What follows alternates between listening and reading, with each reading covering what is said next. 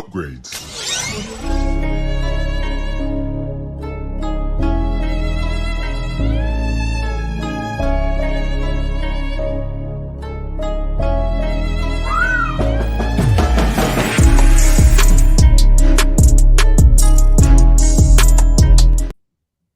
Ladies and gentlemen, we are here to talk about The Flash yet again. This is technically my first official spoiler discussion in any capacity about The Flash.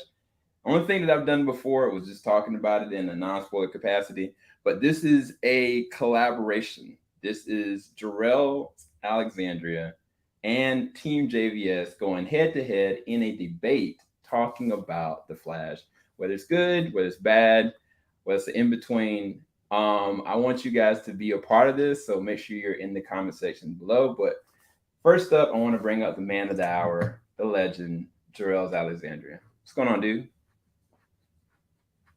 Muted. Yo, what's going on? Hey, glad to be here. Yeah, man, I'm glad to have you here. This is weird. This is weird. I randomly don't see your face that often, like on discussions. So this is. Yeah, I don't like showing my face on discussions because it's literally the only time that I'm off camera, unless when I turn my literal computer off. But for this one, nah, we had to make it special. Yeah, nah, I appreciate you, man. Can you plug your channel real quick? Yeah, just as it is on the screen, Jor-Els Alexandria. That's my main YouTube channel. Yeah, you can find out pretty much everything about me through there. I'm on Twitter and other social, Facebook and other good stuff. But yeah, it's my main channel. That's where you can find out everything about me, basically. Appreciate it. So yeah, this is gonna be very interesting because you haven't been trying to look at too many superhero movies as of late. I know you've got your reasons. We've talked around it off camera. We talked around it in discussion format. But I do know that you recently did see the Spider-Verse, which I'm glad you saw that. I think you saw Guardians, if I'm not mistaken. So those were really two good ones to have watched. And then, of course, you did get to watch this one. Yeah, I've been not in the same capacity. Yeah, just a disclaimer. I've been sort of. I think what was it? It was Thor 4. It was Thor 4 and then Black Panther. And then I watched Black Panther, and then after Black Panther I just went on just a superhero band in general, at least live action wise, but pretty much just a superhero band. I'm just sick of superhero cinematic storytelling. It's just the quality isn't there. It's wasting my time. I love superheroes, but like it's like if I keep complaining about superheroes, I'm gonna come across as a hater. So I'm taking a break from superhero cinematic storytelling, movies and series, live action and animated. So I guess all encompassing. This year, there's been quite a few things that led me to the superhero content that I watched. One of the biggest things being the writer's strike, which is going to cause a lot of delays. So I was like, well, my opinions aren't a reflection of the audience. So I did watch Flash. I did watch Guardians. And Across the Spider-Verse, which really doesn't count as a part. Part of my band was like Star Wars, DCU, MCU. So Across the Spider-Verse was kind of safe either way. It's technically Sony. It was an in-betweener. Yeah. The filmmakers have made it clear that it's its own thing. Hermetically sealed thing. It's not part of the MCU. Now you did watch Black Adam though, right? I did. I don't think I publicly talked about that, but I did see it. Yeah, my buddy forced me to see it, but that's a long story. But just out of curiosity, what did you think about that film? Hated it.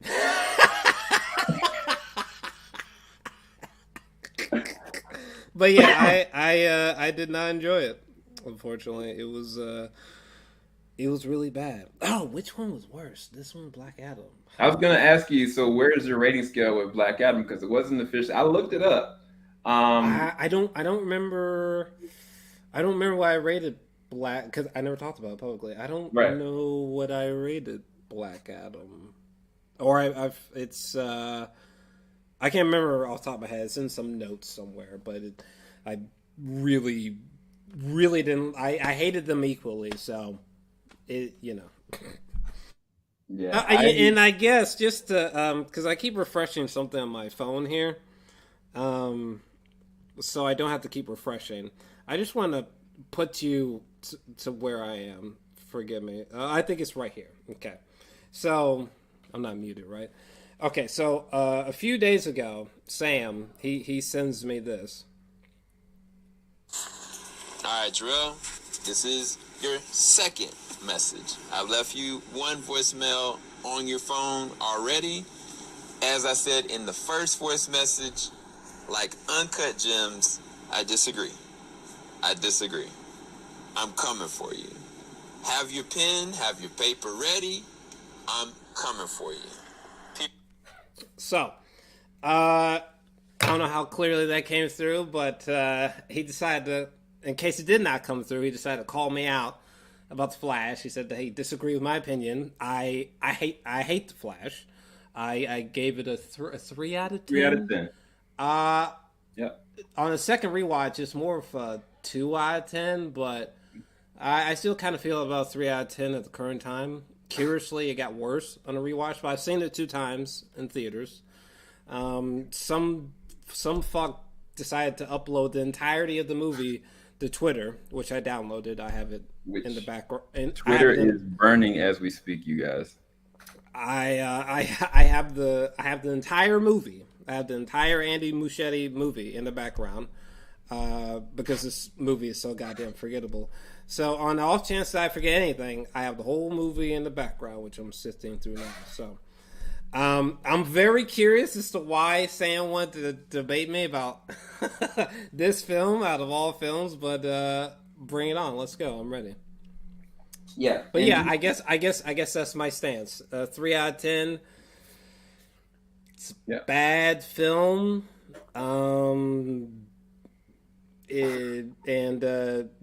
Yeah, my opinion aside, it seems like other people agree because this movie is bombing almost like something I've never seen for a movie this scale, this size. I think it's like 220 is a budget. This motherfucker is bombing.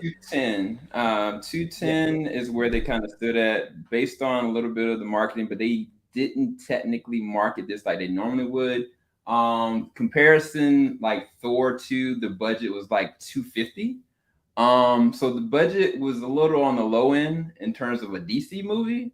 For something this big, to be actually honest, but that's neither here nor there. In terms of me, I've seen the movie, I guess now 3 times. I've seen it 3 times. First time I saw it, it was unfinished, technically. And by unfinished, I'll preface it like this. The only thing they changed were some ADR changes, some audio here or there. I think it was the ending, really, like the very last ending. And if you haven't seen the movie yet, just know we're going to be spoiling the mess out of this movie. So through this debate, even though this isn't an official spoilers, we will be talking spoilers. So please be forewarned if you haven't seen the movie yet. Okay, everybody's been warned. The ending where Flash is like, "Who the F are you?" And it ends up being George Clooney. When the movie ended for me the first time watching it, he kind of looked and he didn't know who it was. And matter of fact, through I think the phone call, it actually sounded more like Michael Keaton. Originally, when the movie was, I guess, being in production before the regime change, it was supposed to be, I think, Michael Keaton was supposed to be reprising the role. He was supposed to be the Batman moving forward for the DCU. And I think that in that same exact sequence, I think Sasha was supposed to be in it and some other things. That's neither here nor there. But for when I first saw it, it cut right there. And then they kind of was like, and I personally think that they should have just showed the whole movie then that time, because the next time watching it, it kind of left the movie at a little bit of a deflation because I was like, I'm waiting for this, but just one scene. It was so weird. And then the third time watching it, I watched it with some good friends, and I saw it in IMAX. 6 stories. The biggest IMAX screen on the East Coast. It's at the Airspace Museum, so I was able to see it then. So for me personally, I actually felt like this movie, in terms of it being a entertaining superhero movie, I was very entertained by it. I actually had a good time watching it, even down to the third time around, because it wasn't just my perception of it wasn't looking at it like a standalone. This was more so like a celebration of DC from the past, present, and what it was. Technically, this functions kind of like a prequel, which is weird. But then it's trying to be a standalone, and it also is an amalgam of every single caveat to what DC has been in the past, which was intriguing to me, which I actually found was very fun and pleasant, because I personally hated the Black Adam. And it's sad because the Black Adam, for me, the Justice Society was the high point of it, and everything with the family and all this other stuff, and the villain was very weak. It was just not, it was not an entertaining ride. Probably the best thing about that was probably the end credit sequence, that really wasn't supposed to happen. But yeah, so this was a breath of fresh air for me. I actually really did enjoy it. So yeah, this is going to be really good to go through, because I'm not trying to convince Jor-El otherwise. He's not trying to convince me. We're just trying to comprehend and understand, because we haven't actually talked about our rationale with it. And I think it'll bring some really interesting conversation with you guys from a commentary standpoint. And so you guys, if y'all want to chime in the conversation below, please, let's go right into it. So, all right, so let's go and kick this off, and I'm going to tell you my nitpicks first about the movie, because I'm on the positive end. So I'm the one that's going to be the positive one, and then I'll let you tell me some small things that you might have liked about the film. Cool? So I'm going to go first with my nitpick, things I didn't like, and I'm going to kind of pinpoint those, because not that I'm calling myself Eminem, but I want to go ahead and just start everything off with what. So a quick question. What led you to making those voicemails? Because you were very vague and shy about answering this question. Can you answer this now, or is this something you have to answer later in the stream or something? I always was curious about this, because for those watching you, I'm not kidding. I don't know why he wants to debate me about this movie. This movie is a clear-cut bad movie. Throw it in the trash. Life moves on. So I am. Yeah, so to answer that question, I really fundamentally disagree. But I think the other thing about it is that I watch a lot of your reviews. I watch pretty much most of all the reviews you've done. I don't know if you did the same for me, but I watch most of everything you covered, and we talk about it in general. So I thought it was like, wow, this is a really good middle of the road to kind of pick open Jor-El's brain with, just to kind of get him to go over it, because I personally really do feel indifferent about it. So I think it was going to be really dope to talk about, because this movie is whittled with controversy before it even came out. Like, I personally would want to ask you, and I mean, you can answer it now if you want to. Does Ezra Miller have any invoking place to decrease, increase your perspective on this movie, going into it and after watching it, having watched it? What I mean by that, I'll clarify that. Now, of course, some of it's been absolved, but I mean, some of his messed up things that he's been involved in when it comes to being outside of the United States, some other controversial things he's done physically with other people. Did that have any invoking perspective change for you going into this movie and also after the fact? If it didn't, it's fine, but I was curious. No. Okay. Well, just for me personally? Just for you. No. I watched it as I would any movie, as objectively leave whatever preconceived notions at the door type of way. Yeah. Only reason I asked that question is because there is a lot. I want to say about half the population was like, no, I am not. Regardless of what they've heard, word of mouth, good or bad, critics or not. They did not want to support this film. Like, they were like, yeah, no, this dude's crazy. He's done some trash, and I'm not.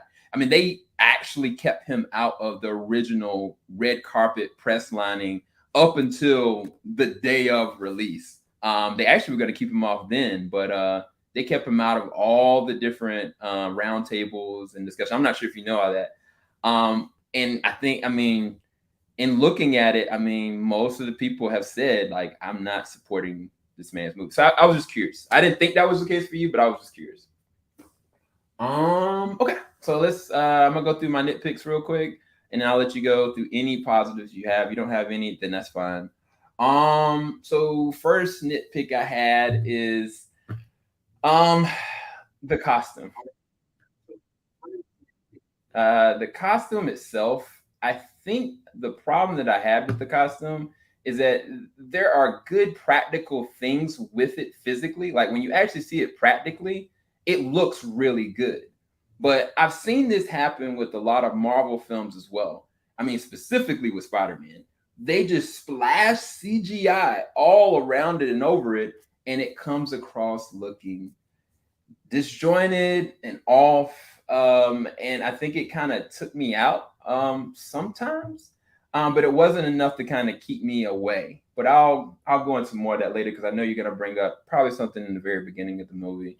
Another nitpick I had was the value of showing a certain person who actually killed Nora. Like they kind of left it.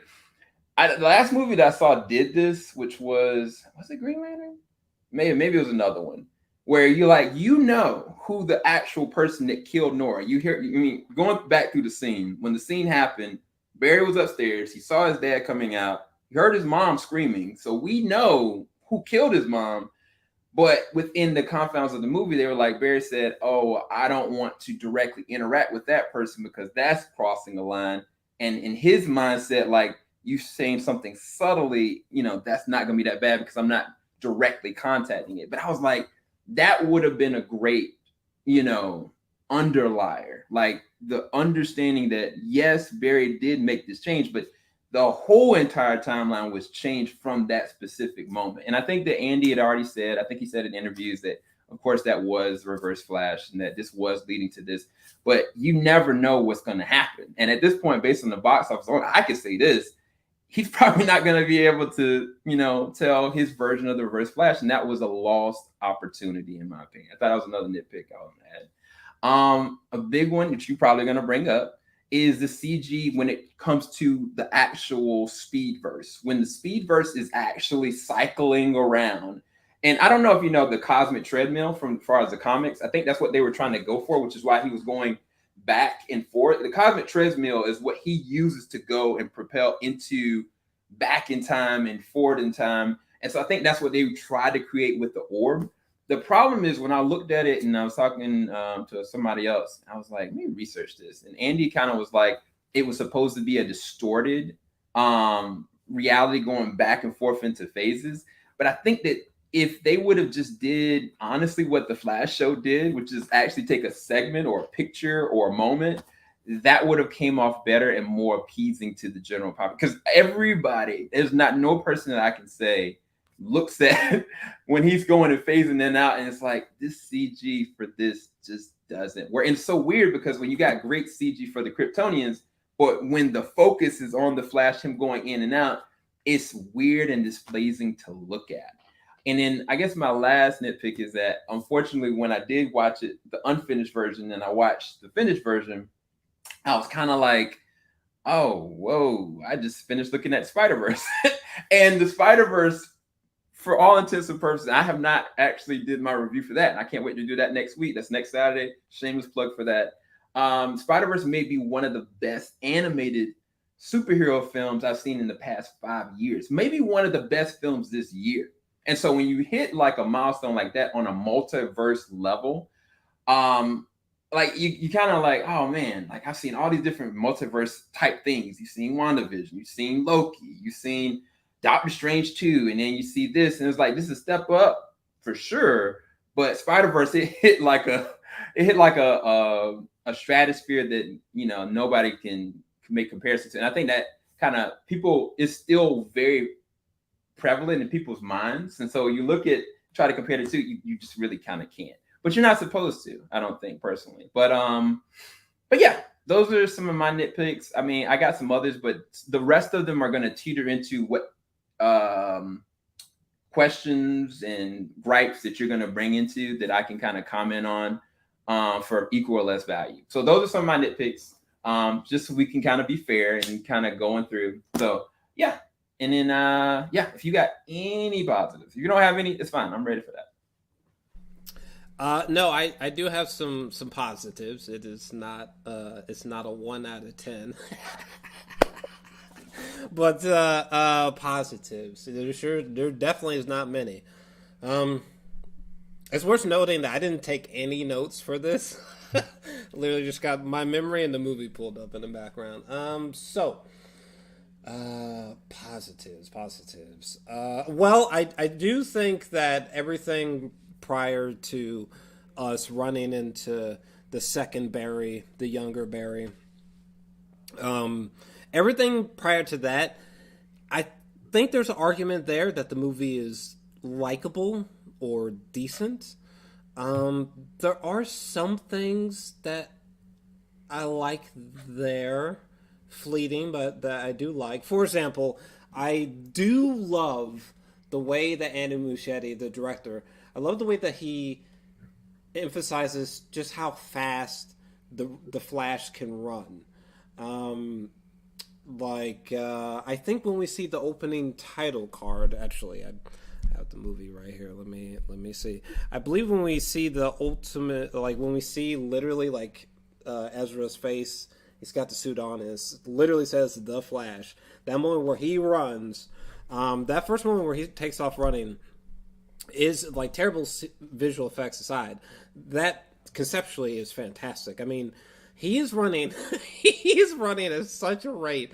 It almost reminded me of when, in the first Fast and the Furious, when they would go fast enough, there'd be this cool camera blur. I think the first Fast and the Furious came out in 2001.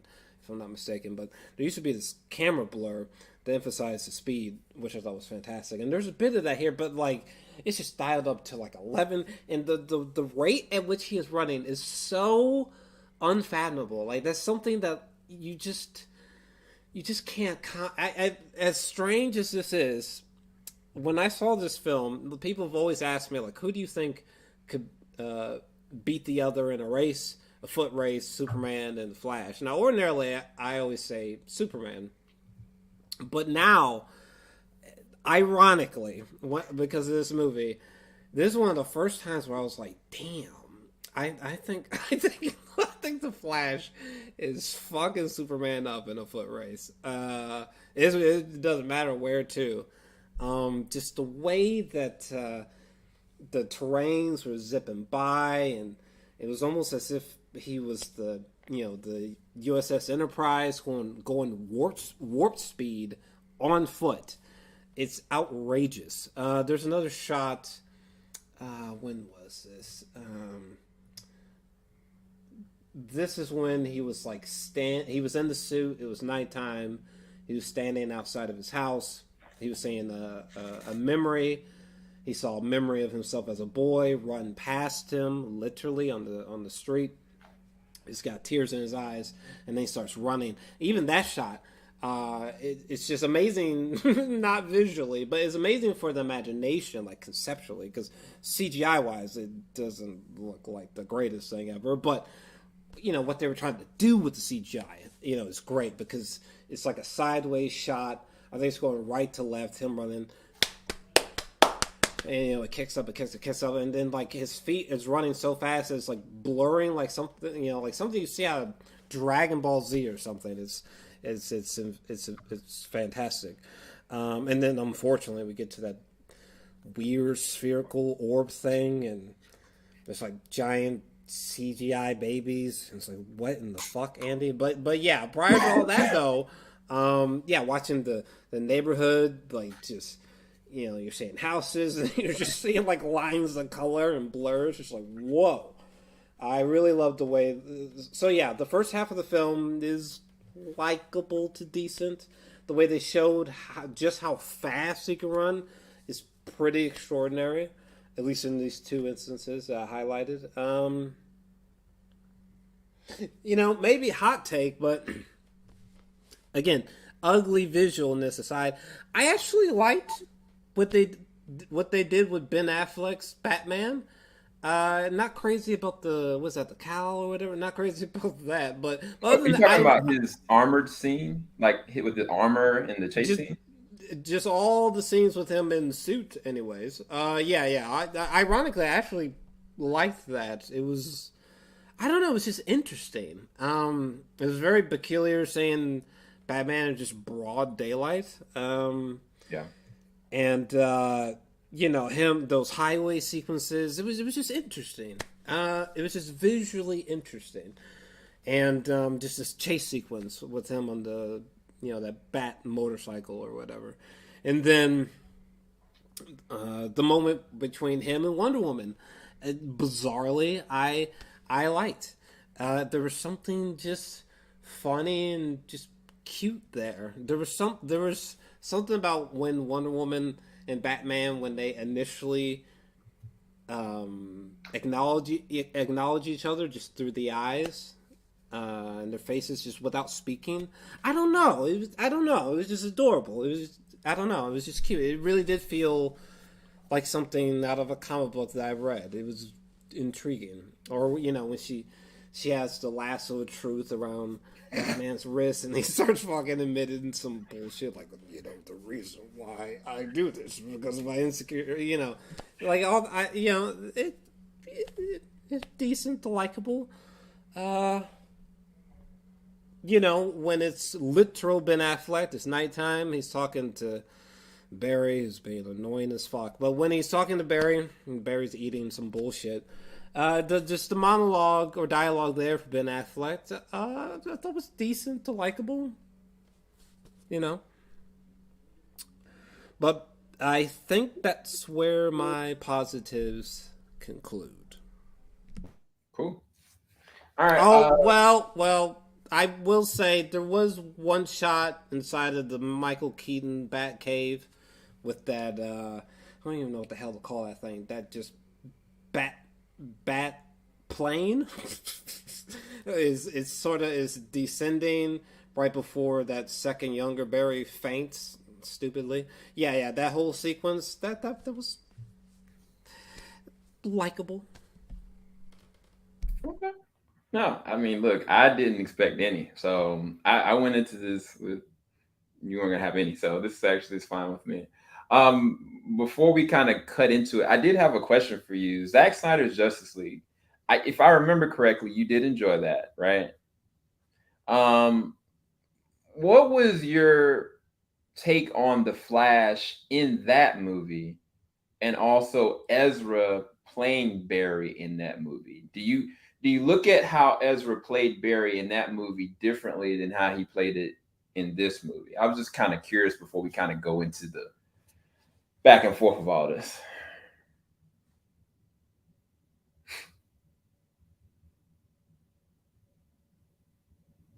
I definitely enjoyed him in the Snyder Cut more so than in this movie, for sure.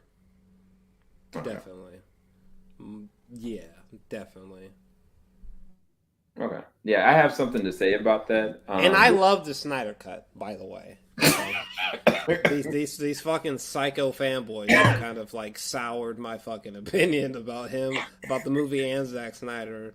I've just been like, shit, maybe I should just stay away from Zack Snyder because some of these, I should say super fans, some of these super fans they are literally out of their fucking minds. But no, I love the Snyder Cut. Shit, I never really did an official review of it, but it's mostly just like long reactions. But when I first saw it, and we went through it like 2-3 times, something crazy, because the movie's like 4 hours. But shit, when I initially was talking about it, I gave that motherfucker a 10 out of 10. After all this time, after finally getting a chance to like meditate on it, it's probably more of a 9 out of 10. 9 out of 10. But I did see it multiple times. I gave it a 10 out of 10. So who knows? I'll have to solve this on a rewatch. But yeah, it's either a 9 or a 10 out of 10 for me. I think the Snyder Cut fucking slaps. It's fucking fantastic. It's just it's a literal rated R 4-hour Justice League movie that is completely out of his fucking mind. And if that's not lovable, then what is as a comic book nerd? So, and yeah, I thought that Ezra was. I definitely liked him more there. He wasn't annoying, in my opinion, in the Snyder Cut. I even thought that the Snyder Cut used him poetically, especially compared to here. Okay. No. So, all right. So we're going to go and get into the nitty gritties of all this. I wish I had a coin so we could do who's going to do pros and first, which is me, and who's going to do the cons first, which is you. How are we going to do this? I'll let you go first. So you get first jabs at your issues with the film. The way that I'm going to tackle it, I've got certain subsets of things that I feel like, because I'm not going to say that this is the best movie in the world. I'm never going to say that. But I will say this is a good movie and a very entertaining one. And I'll kind of break down my reasons for that for anybody that wants to hear it. But yeah, I'll let you go first and kind of kick this thing off. So we'll go back to forth. So you want to pinpoint something, then I'll go and pinpoint something completely different. So you want me to go through why I don't like the film? Is that what you're saying? Well, yeah. Why is it a bad film? Because the thing, I'll say this.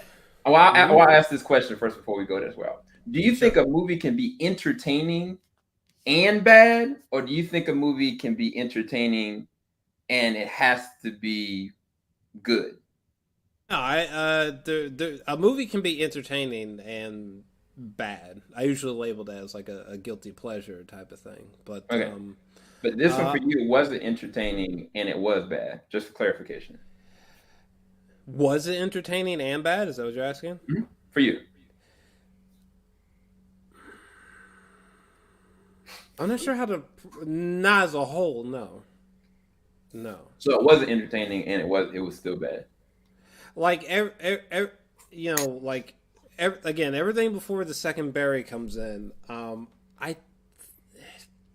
think there are parts that are likable or decent for sure. Okay. But as the movie as a whole, and unfortunately on the second rewatch, when I saw it a second time, it got worse as a whole. So. Okay. The floor is yours, sir. And then I will give my hot takes and we'll go into this. Oh dear. Why is this a bad movie? Okay, so first off, just overall, the CGI, the visual effects are bad. They're almost strikingly bad.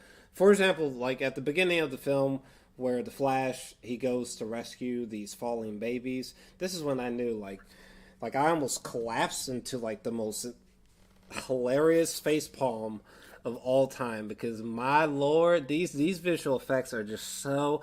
It is astounding what James Cameron did with Avatar 2, because the visual effects, like this movie has a budget of like $220 million.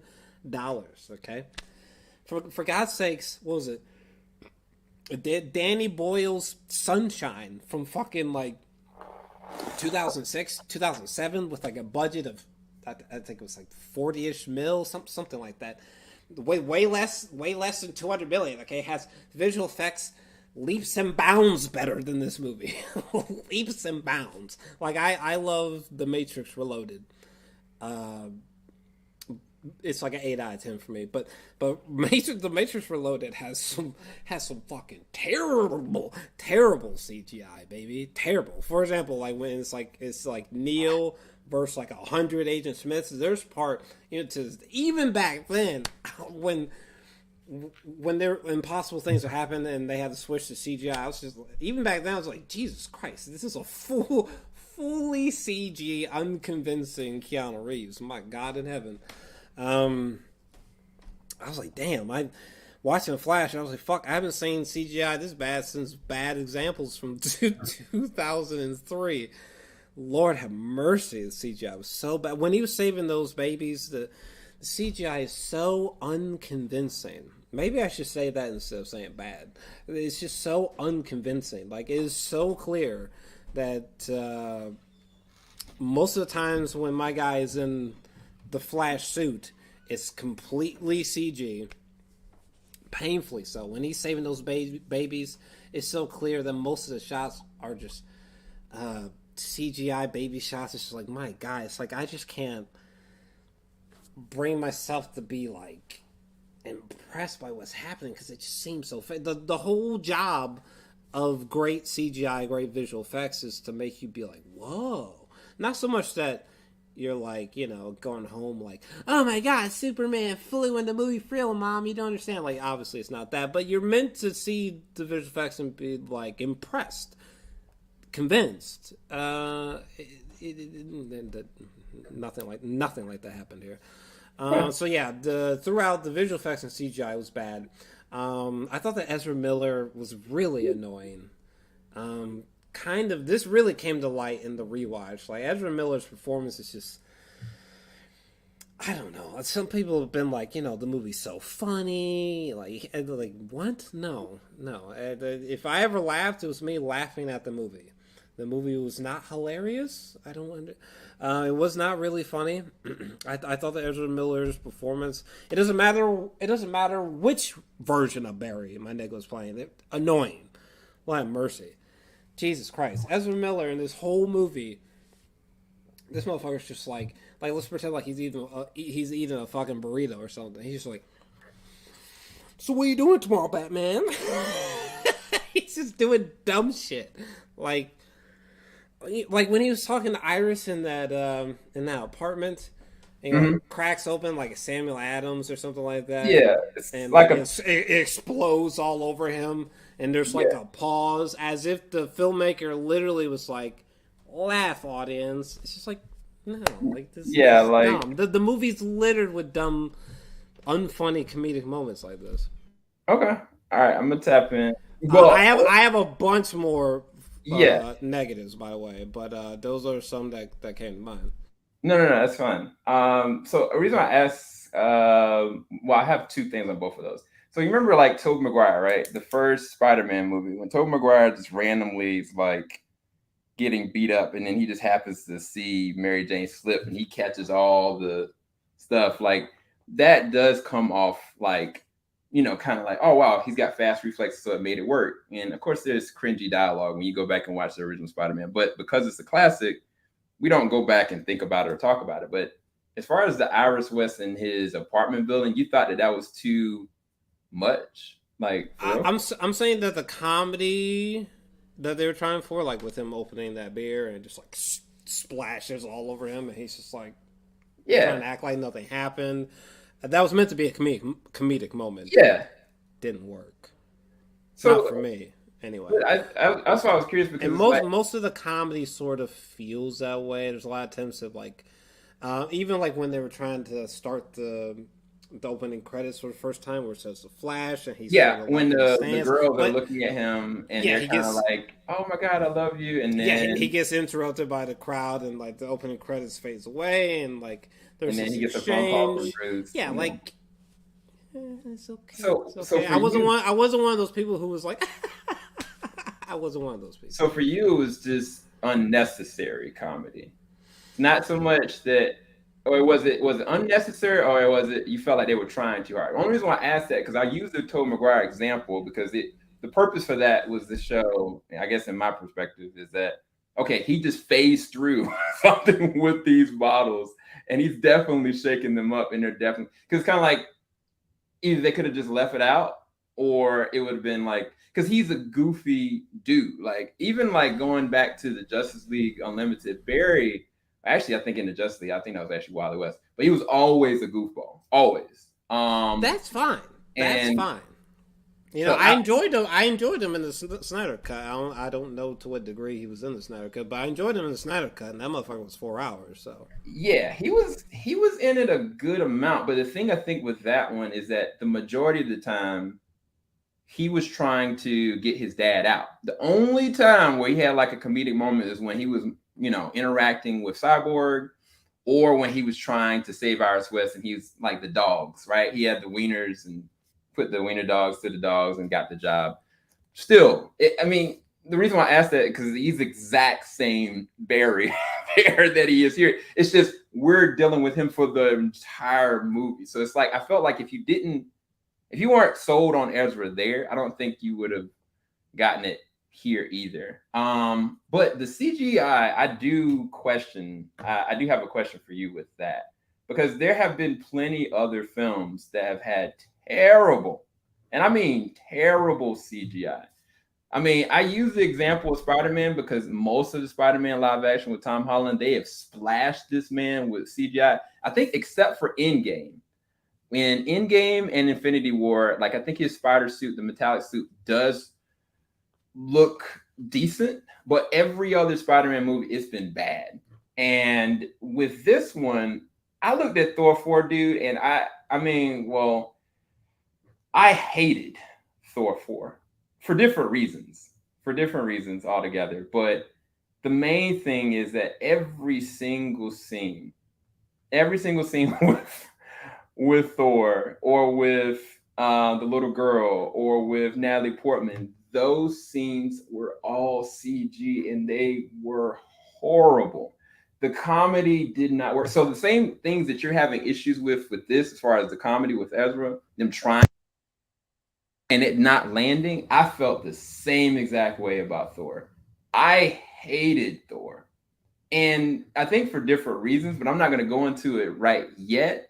But I do question, and I think this is part of the reason why I wanted to do this. Like, you gave Thor a 7 out of 10. And for the life of me, I never understood why. And I want you to kind of talk on it because Thor, much like this, in certain spots, in my opinion, does have. Well, I actually think the CGI of Thor is worse than this, but the comedy does not, like the goats, bro.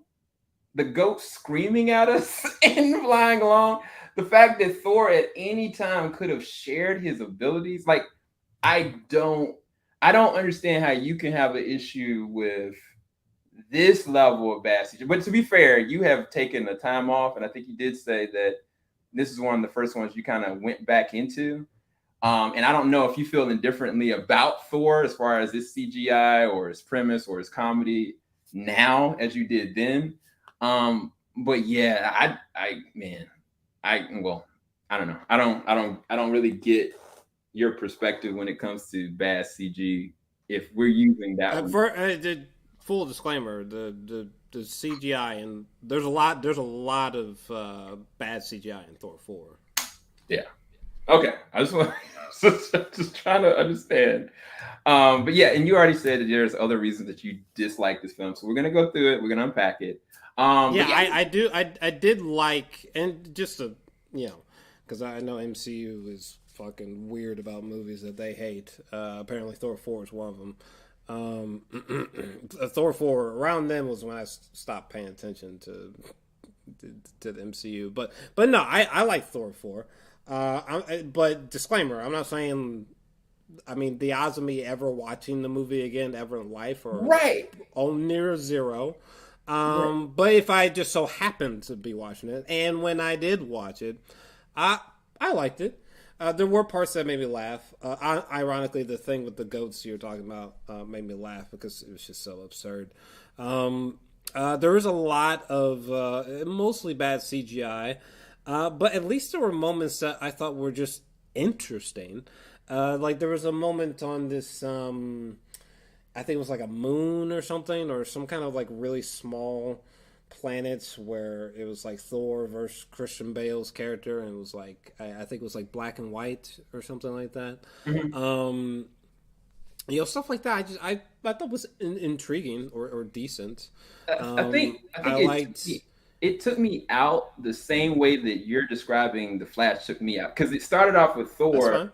He's going through his Chuck Norris montage of getting fit again, and then we bring in the Guardians, and they did not work at all. Not only were they not funny, they just weren't directed well for that. And I don't know. I mean, I always looked at that movie as not only bad but forgettable. And I don't know. I was going to ask you, have you seen it? But you already said you probably wouldn't see it again, Would you still keep it the same? Most MCU films I wouldn't see again, or contents, because now they have series. But yeah, most MCU content I would not replay. But yeah, I don't know. I thought it was likable. I definitely thought it was more enjoyable than this film for me personally. I thought the Christian Bale's villain, there should have been more there, was just intriguing. I thought a lot of the worlds, like whatever world Russell Crowe shows up in, like in the Coliseum or something. A lot of the worlds, the visual details was more interesting to me. When Russell Crowe shows up, I was just dying laughing. It's just dumb. It's very absurd. But I guess the nonsensical humor worked in spots for me. Way more than the Flash. Yeah, I don't know. I liked it. I don't know. But I don't know. The anyway. MCU fans are weird. It seems like a lot of them hated Ant-Man 2. I enjoyed Ant-Man 2. So I don't know. I enjoyed Ant-Man. I enjoyed that one, but I feel like maybe a lot of what's happening is an expectation thing, because I never walked into Ant-Man 2 or Thor 4 expecting something great or masterful, or I didn't have this list of expectations or anything like that. So do you think... I don't know if that kind of ties into me liking said films. Maybe. Yeah, I was curious about that because somebody, I forget who it was saying that technically this is officially the Flash's first film, and even though people know the Flash from John Wesley Shipp back in the day, who had a small run, and then of course Grant Gustin as the Flash, which I think you just did a review on the finale for that, which was dope. I did one as well. But outside of that, do people really want to actually see the Flash? Like, I was curious your perspective on that, because like everybody knows Batman, everybody knows Wonder Woman, but nobody's ever seen like a Flash movie. They've seen him in cartoons and they've seen him on the show, but that's it. And so do you think it is a measure of Andy's capability to bring it out so that everybody focuses in on it, like he's a big character, or was the Flash never that big of a character to garner that amount of exposure in general? I was curious on that. People just want a great film. I don't think people care what's happening on screen. They just want a great film. They want great word of mouth. That's it.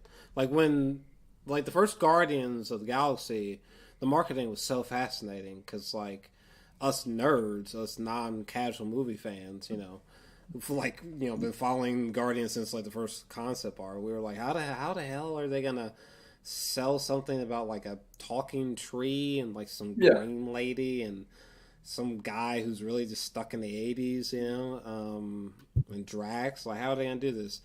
But shockingly, it came across as a great film. So in a way, it didn't matter whether people knew the characters or not.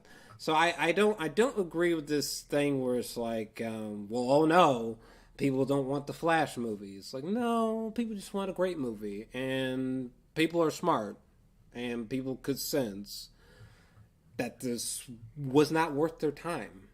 People keep trying to. But you can't say that with this though, because why not? Because it's clearly reflected because no one went to see it. No, because it would already. You can't deny that there are people. 50% of the population wouldn't see this movie because of Ezra Miller alone, let alone the controversy in between the DCU. Because the thing is, and I'll even say this: James Gunn said, I think the week of the premiere, that just to let you guys know, the very first person that's a part of my new universe is the Blue Beetle. That's it. And so people knew, kind of like this happened with Daredevil, I believe. Daredevil season 3. They canceled Daredevil the day before release. And then like Netflix convenient was like, season 3 is the lowest of Daredevil. But the people knew, what's the point of me continuing to watch this or giving my time if there's nothing going to be continued after? So you got two different big things. And I'm not making excuses for it, but it's still technically a fact. Why would I go and watch a movie that's not going anywhere? Why would I go and watch a person that on paper and based on what I've seen in the news is controversial and potentially is not something I want to bring into any kind of light to give them any kind of money or exposure. Like, you can't deny that. That's a fact surrounding this movie, right? It's a thing surrounding the movie, yeah, sure. Right, so that's going to affect the box office. That's going to affect people wanting to see it, whether or not they have good. Because technically, I mean, I don't go off of movie stars saying, like, even James Gunn said. I think Stephen King randomly said something like, Hideo Kojima just put up a post was like, "Hey, I really enjoyed the Flash movie," just like weeks after the fact, which is weird. But no, there are people that said that they enjoyed this film, but people don't care. Like, it's so like there is an actual stigma of people that are like, I'm not giving them my business for this anyway. That's just a fact. I mean, just in my personal opinion, like, people keep trying to draw up this laundry list of like why this movie failed, and it's like, for me, if we're just talking about like mass amounts of people, this is my personal opinion, mass amounts of people, the casual moviegoer, I think it literally was just as simple as was word of mouth good, and does it look interesting? And quite clearly, on both fronts, mass amounts of people said no. Which is interesting, because they even had, like, you know, Supergirl and like Michael Keaton's Batman. But I think the issue here is like, it's been how many? No disrespect to Michael Keaton's Batman, but like, it's been how many years since, you know, Michael Keaton's been Batman? This Supergirl is a literal question mark. Maybe it's gonna be a hot take with some of you nerds, but even like Ezra Miller as a Flash is a question mark. Like, there hasn't been any previous Flash movies. The only time you've ever seen Ezra Miller's Flash is if you know, were nerdy enough to sit through 4 hours of Zack Snyder's blah blah blah, or you you watched BVS, or if you remembered BVS, right? That's what I'm saying. I'm just saying, like, it like, you know, people are just like, oh, well, all these people didn't go see it because of all this controversy. Like, what? What do you mean? Tell me that, like, most of the movie-going audience was like, oh, no, I don't want to go see this movie because Ezra's controversial. Like, no, maybe they just didn't want to go see him because they're just like, who is it? Well, maybe not so much who is he again, but like in relation to his character, like this version of the Flash for Ezra Miller, like, who is this again?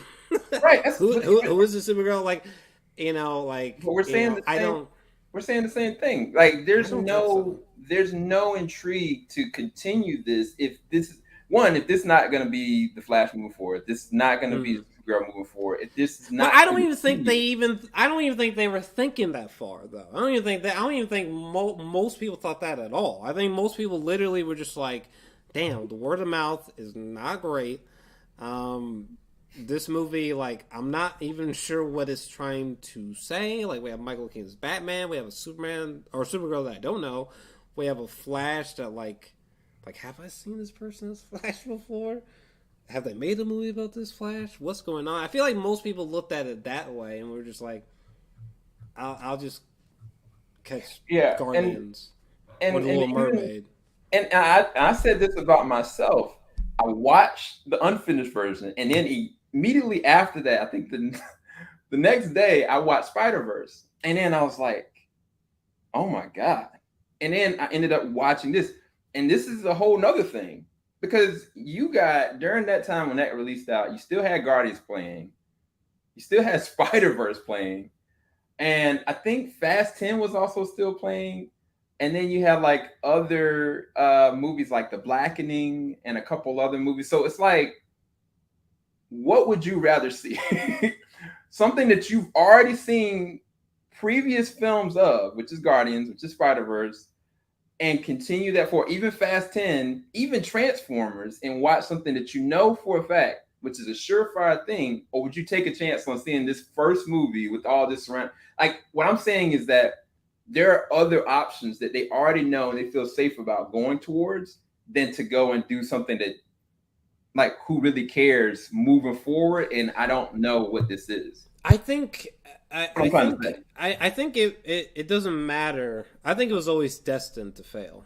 I don't think it matters what movies would have been surrounding it. I don't think that there was ever going to be a good time to release this specific film. I think this specific film was always going to end up as it was. It doesn't matter if Oppenheimer was playing, the Pixar Elemental movie was playing. I don't. Yeah, it's sort of is irrelevant whatever was playing around it. I think it was destined to fail because, in my opinion, I think it just came across as confusing. It probably made most people like squint to be like, "What's happening here?" And then combine that with the bad word of mouth. Yeah, this is and then when you have people like James Gunn that people do know, like, oh, isn't that the guy who made Guardians? Like, there are people who know James Gunn when he's yakking away about this whole new DC universe, shit.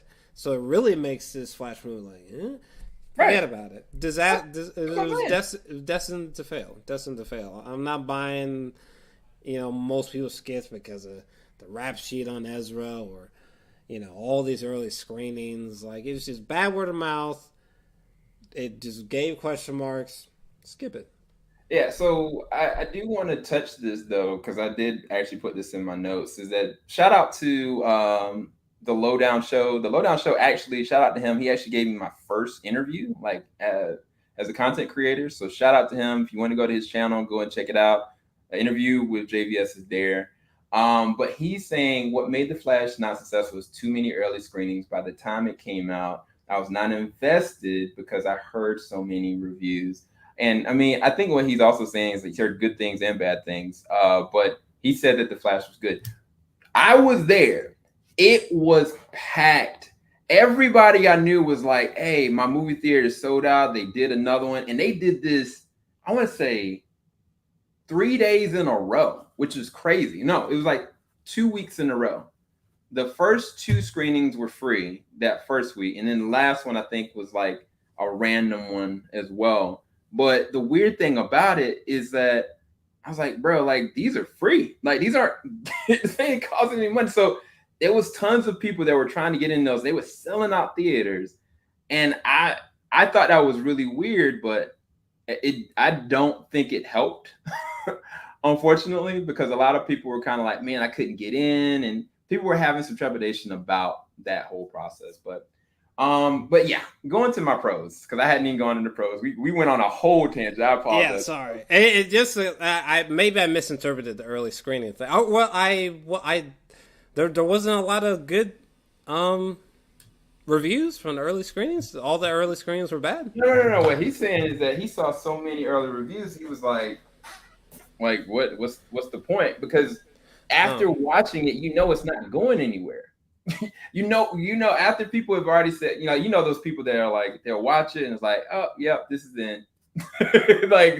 I've enjoyed the movie. This is great, but this is a good closing, and now we're going to see where it's going to move forward. But bad word of mouth is, that's effective. But I for some reason, I always dismissed the early screening angle because, like, I wasn't there a lot of positive feedback from the early screenings? Yeah, all of them were very positive, but they ended with saying, like, okay, well, this is the end. Either one of the ones that was the second round saw the ending with George Clooney, and that was it. And they're like, there's no motivation for me. I could care less about Aquaman, what some of them were saying, because there was a weird stinger with him at the end. And then a lot of them was like, is George Clooney going to be the new Batman for the Batman Brave and Bold? I don't think so. So it was kind of like, what are we doing here? And hearing that before the actual movie release weeks ahead, and then half the people already have seen it, I think that's going to affect it anything. But anyway, one of my pros. Actually, this is a funny thing. One of my pros is actually Ezra Miller. I think that he is absolutely a cornball. The younger version of Barry is an absolute cornball, but I do think that Ezra Miller, when there are engaging single emotion impact moments, he delivers with each one of them. I think there is a moment where the younger Barry is kind of with him and just having like a real conversation about the teddy bear. I think not teddy bear. What is it? Oh my God. I think it's a monkey. And he was like, dude, why are you so mad at me? And we knew, if you even look at the Zack Snyder's Justice League, he's been had this thing. We saw it in his room, and while he was going and when he was at, I think, their house or whatever, he saw the bear was just like stabs and stuff like that, and that's the only thing of resonance that he had left of his mom. Where this other one is so entitled, had all this spoiled stuff with him. Like the other one really didn't get it, and I think that it's weird because he's delivering these lines off of himself, which is very fascinating. He was able to get that done. But I think when he was electrocuting himself, and I think the first time watching, I was like, the younger Barry was so annoying to me. But second time watching it, I was watching him, and he was like crying, like he was legit terrified that his older self had just died because he hadn't had anything close to kinship. Even though he's got all these things, got this family, like he's feeling such a connection to this older version of himself that he was weeping and scared that he was going to die. I thought that he did a really good job establishing that emotion with that scene. But bar none, the best scene, absolutely, with Ezra. And I think the actress' name is Maribel Verdú. She was a pleasant surprise in this one. I think that she actually did a really good job. Every scene she was in, she just came off as the most natural, loving mother, which makes her death so much more heartbreaking to me. Because in the final moment, when Barry finally is putting the tomatoes back and he's having this conversation with him, he's like weeping underneath these shades, and she recognizes her son in him. Whether or not she says it, she can feel it. And I think that them going back and forth and they're partnering on that, I think he delivered those lines, and I think that they worked off each other very well. Ezra is actually a really good actor. I think that he can play those emotive scenes very naturally, which, in my personal opinion, like I think that he pulled off one of the best action moments in Zack Snyder's Justice League, which is I'm trying to pull it up because he got a lot of good ones. But the one where he is going back in time and he has to speed heal himself, and he realizes like there's nothing left, and he's kind of going back, and he's like, "Dad, I want you to remember, regardless what happens, like your son did it." Like he can hit those numbers. I think that there's a equal balance though that has to be met, because I think that the comedic moments I didn't have any issues with.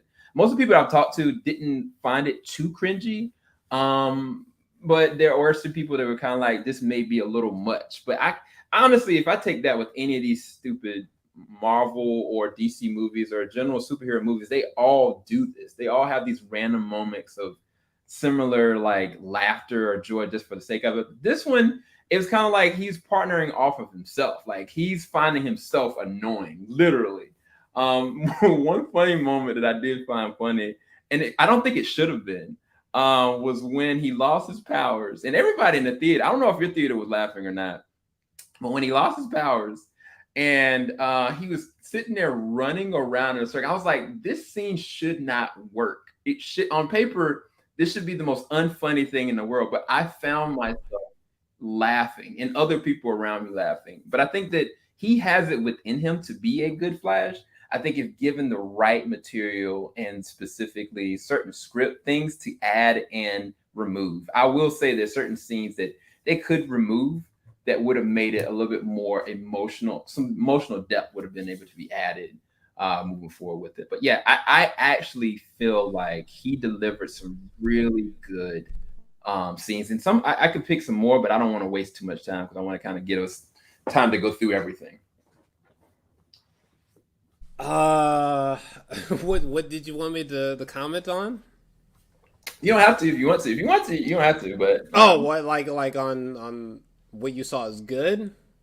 I mean, well, first off, Lord save me. When like most of the time when it's Barry and the younger Barry, like I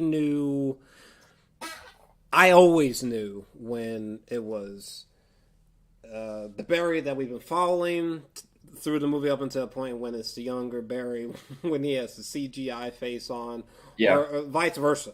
I can agree with that. With the CGI every single time.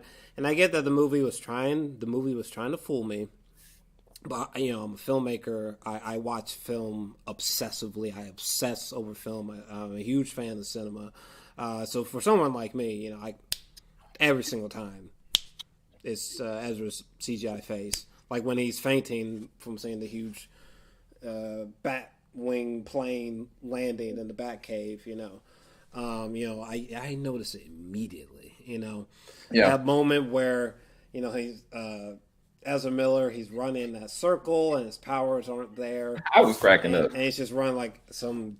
I mean, there's definitely people who've laughed in probably every screening, but these people were not me. No, that's fair enough. Unfortunately, it was just really. It's interesting that you say that all MCU films have some kind of intentional cheese, but I guess in this case it did not work. Yeah, I found Barry almost excruciatingly annoying. I mean, he just comes like when he's at that restaurant at the beginning of the movie.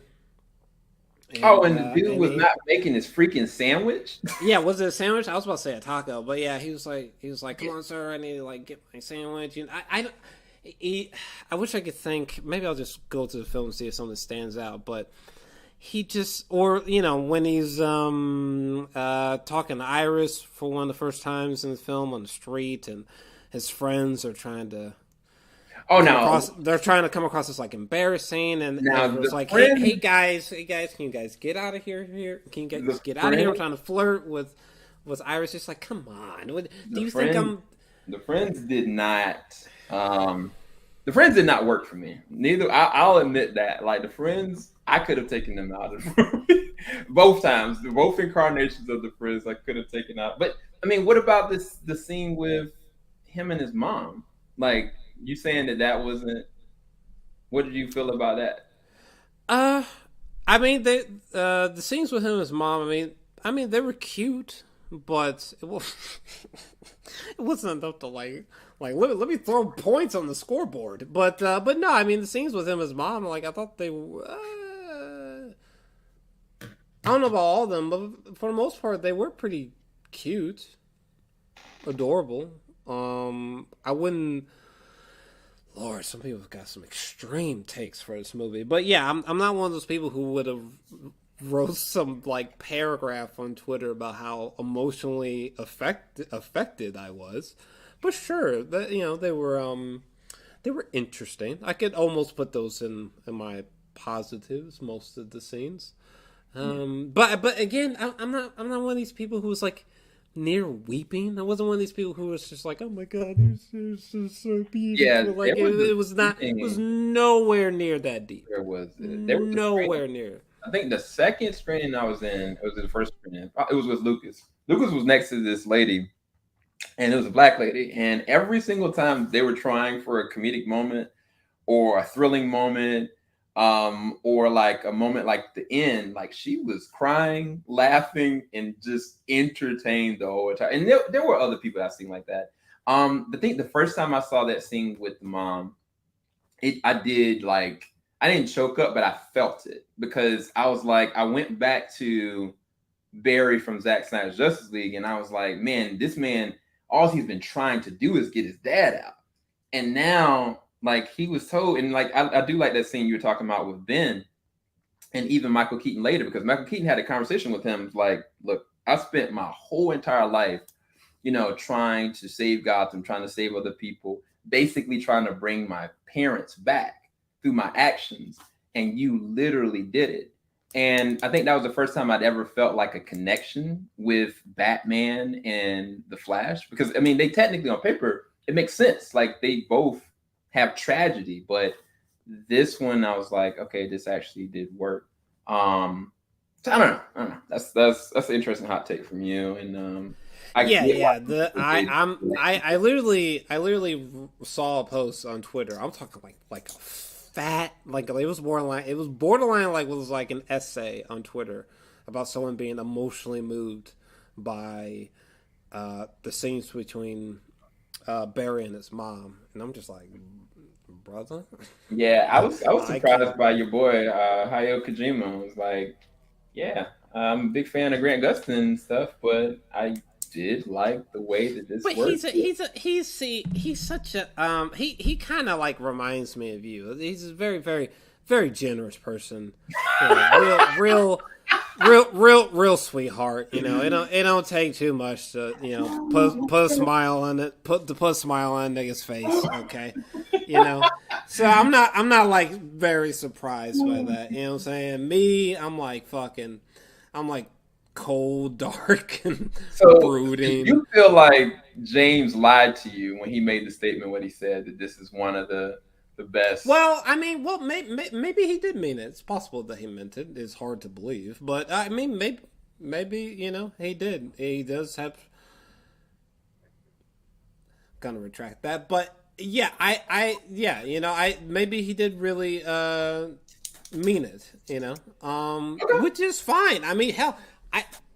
I like Thor 4, and I'm sure there's like people in the comment sections right now like, oh, that destroys your opinion. I can't listen to you. Oh, these angry Twitter fingered motherfuckers. But no, genuine. I did like Thor 4. Don't think I would ever watch it again. Don't have a reason to. Like literally most of the MCU, but. I don't know. I do wonder if me not being so jacked into the MCU upon watching it is what led to me liking the film. It's very interesting to me because when I watched Thor 4, forgot the movie even existed, hadn't really seen any trailers. I'm not like looking into MCU news, casting rumors. Like I just watched it very just blank slate, Yeah. And as sure as fuck was not expecting a great or masterful film in any way, shape, or form. So in other words, I liked it. James set him up, y'all. That's what happened. It had more likable aspects than The Flash, as crazy as I guess that probably sounds to you little MCU nerds. But anywho, so yeah, now I'll let you. It's your corner. Sure. Christ, what am I commenting on now? No, you're giving another negative or something you want to. Oh, Jesus! What was the rest of my negatives? So it was a bad CGI. Didn't really care for Ezra's performance, which was weirdly praised. I don't understand the praise for Supergirl. What in the hell are people waffling about? She was like barely in the movie. What in the world? I don't understand people like there's been people like freaking out about her Supergirl, being like, oh my god, she was fantastic, I can't wait to see her again, I hope I see her multiple times again, I hope there's like solo movies. It's like, what are you talking about? Like, she was okay. I'm not saying she was like horrible. I was about to ask, are you saying she's bad? I thought she was like just okay, forgettable, passable, like she was like what? So, okay, I don't understand people that were just mind fucked. Huh? Do you think she wasn't in it long enough for you to gravitate towards her? Or are you saying that, because I mean, we've seen other movies where characters have been there less than 2 minutes or some change, and they pull off like a memorable character that you'd want to see more of. You know what I'm saying? There was nothing memorable about what she did in this movie. Let's use I shouldn't use it across the Spider-Verse, but let's use Spider-Punk. Spider-Punk was in the movie not quite a bit, but it was very memorable character, right? Great. Yeah. So I mean, I would say they have the same amount of screen time. So for you, it was kind of like she was okay, but she didn't. You could have taken her or leave it as far as her performance, or is that more she was the greatest example of mediocre to forgettable that I could think of. Like, to me, she was just like okay, well, here's this random Supergirl, okay, and she's not really on the clock that much. There's nothing about the dialogue that she said that sticks out. There's nothing about her performance that sticks out. And the way that she died, I was just like, interesting. But she died terribly. I was like, damn, they just took her out took her out with some fucking pencil blade. That's I think she died like about 10 times on screen, and probably more than that. because every time Barry tried to stop it, which was interesting because initially, if Barry hadn't went back, he would have progressively drawn closer to Iris, but he started actually having emotions towards Kara. And because of that, I think that's what started the loop because, he became emotionally invested with her and they would have never found her anyway if this hadn't happened. And so because of that, because of his love or like for her, he kept on trying to start it all over again. And it was like this pendulum where it kept on going back and forth between his mom and Kara.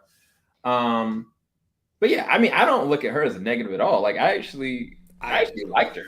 But go ahead. I did not. Yeah, no, I did not. But she didn't give me anything. She didn't give me anything. What am I supposed to be so moved by?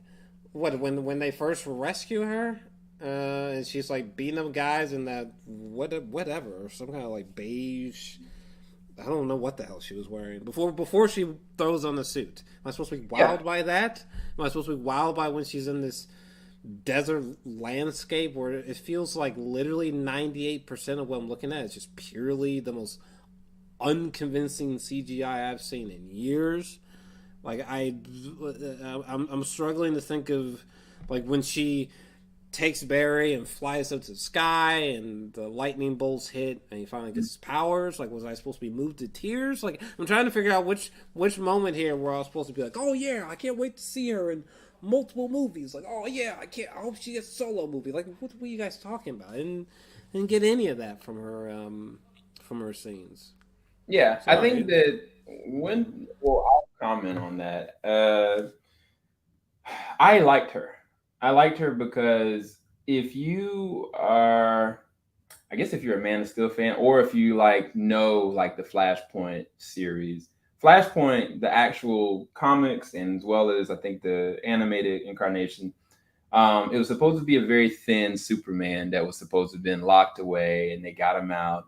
They played off of that idea and they used her instead. The interesting thing about Kara that's so different than Kal-El is that she doesn't give a flip. Like, she's not afraid to kill. Like, she generally has a strong issue with accepting humanity in general. So that's just her as a character. Like, as far as the MO of Supergirl, sure, that is her to a T. And that is what she's playing in this, which makes it fascinating because for her to gravitate towards a human like Barry or Barry's because of their compassion or their willingness to be hopeful or helpful, she starts to get out of her shell. And I think that's the intrigue by a lot of people, is that they saw I see the capability of where this character can go, because even down to the desert landscape, this is straight from Man of Steel. Like, it literally is just a trade for trade.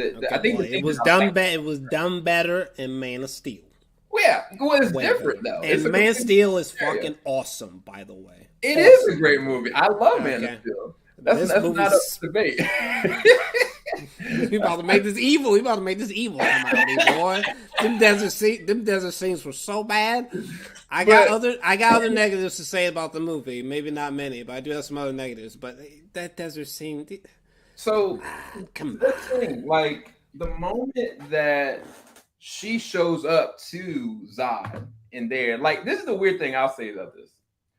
Her CG to me, her being used, I don't feel like any of the time that her costume came off CG, which was weird.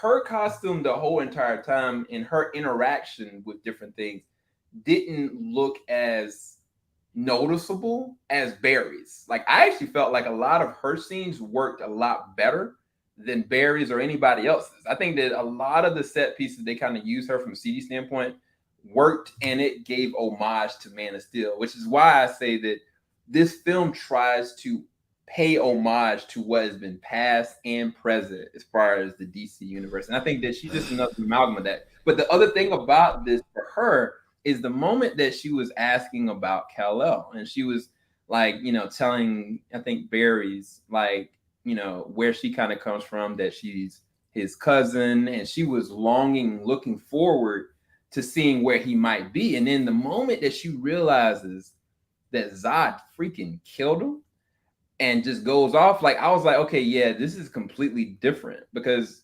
we've seen, Kal-El and what he's not willing to do. She's the complete opposite. Like, she's wanting to kill this man, like, by any means necessary. Like, she's trying her best. The issue is that, unlike Kal-El, who's had, like, 33 years, to hone and adapt, like, she's been literally drained of any kind of sunlight altogether. So I think that the one thing that I'll say is a negative and positive about her, she was never going to win that fight. The reason why I accepted the way that the outcome happened is that this world was doomed to freaking fail. They absolutely needed Superman here in this fight, and that once that got removed, it never was going to happen. It was never any hope in this. It kind of leads into the Michael Keaton side of like letting them know like there's no saving this world, but you saved me. So for me, I didn't have any issue with her. I actually enjoyed her. I would love to see more of her. I didn't get enough to see kind of where her character or story could go. Whether they're gonna recast her or not, I don't know. I actually would love to see she's more. gonna be recast, my nigga. I would love to see if I'm wrong, I'll chastise myself somehow. But oh fuck. But yeah, no, she ain't coming back, my nigga. Yeah. No, sorry, ma'am. And was it Ezra Miller? No. Well, I don't think so. I don't know why the fuck somebody after watching this movie tank, which this movie is tanking harder at the box office than Black Adam. It is a full scale disaster. It's not me exaggerating. That's not me being mean. It's a full scale disaster. This bad boy is crashing and burning as if quite literally no one gives a fuck because apparently no one does give a fuck. I was gonna say, like, we can both be real here. DC doesn't care. They like, I think if they could have afforded it, they probably would have just canned it and moved forward. Like, because that's what they should have did. Because they didn't market this like they would normally do it, which is the reason why I think even the budget stayed down. I can't remember if Andy said or spoke on the budget constraints based on the new regime, but they did say like a lot of stuff was pulled out, a lot of stuff was changed because the very ending initially had Henry Cavill back in it. I think that Gal Gadot was at the very end of it. Ben Affleck was in the end of it, and they had to pull all that joint. And I think I can't remember. It was like in April they shot the scene with George Clooney. Bro, you know the budget is like $220 million. Yeah, that's out to crash and burn that hard. I mean, Lord. But that's not that much, though, dude. That's not that much. What do you mean it's not that like much? This, that's not that much. $200 million is not that much. That's not that much for a superhero film. How's that not that much? That's not that much, dude. That's not that much. I'll go through real quick. $220 million is a lot, bro, for a budget. For a big movie like this, no. What do you consider to be a lot? A lot because 300 would be a lot. Like how many superhero films? How many superhero films have a budget of $300 million? MCU. Correct. 300. Bro, million? Thor 4 was 250 or 260 alone. That ain't 300 though. Shit. But I'm saying that's Thor 4. Like, sure. Most of the big, I mean, it's still a lot of money. Don't get most twisted. of the big events, like Marvel films, are up to between 250 or 300 or even more. Matter of fact, let me do this. 220 is a lot, though. Lord have mercy. It's for a Flash film that's got Ben Affleck, Michael Keaton, Gal Gadot. Like, it's supposed to be a Justice League level film. Heck, nah, we're not gonna go down that route because I was.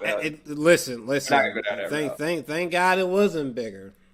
We're gonna go down that route. Thankfully, the budget wasn't bigger.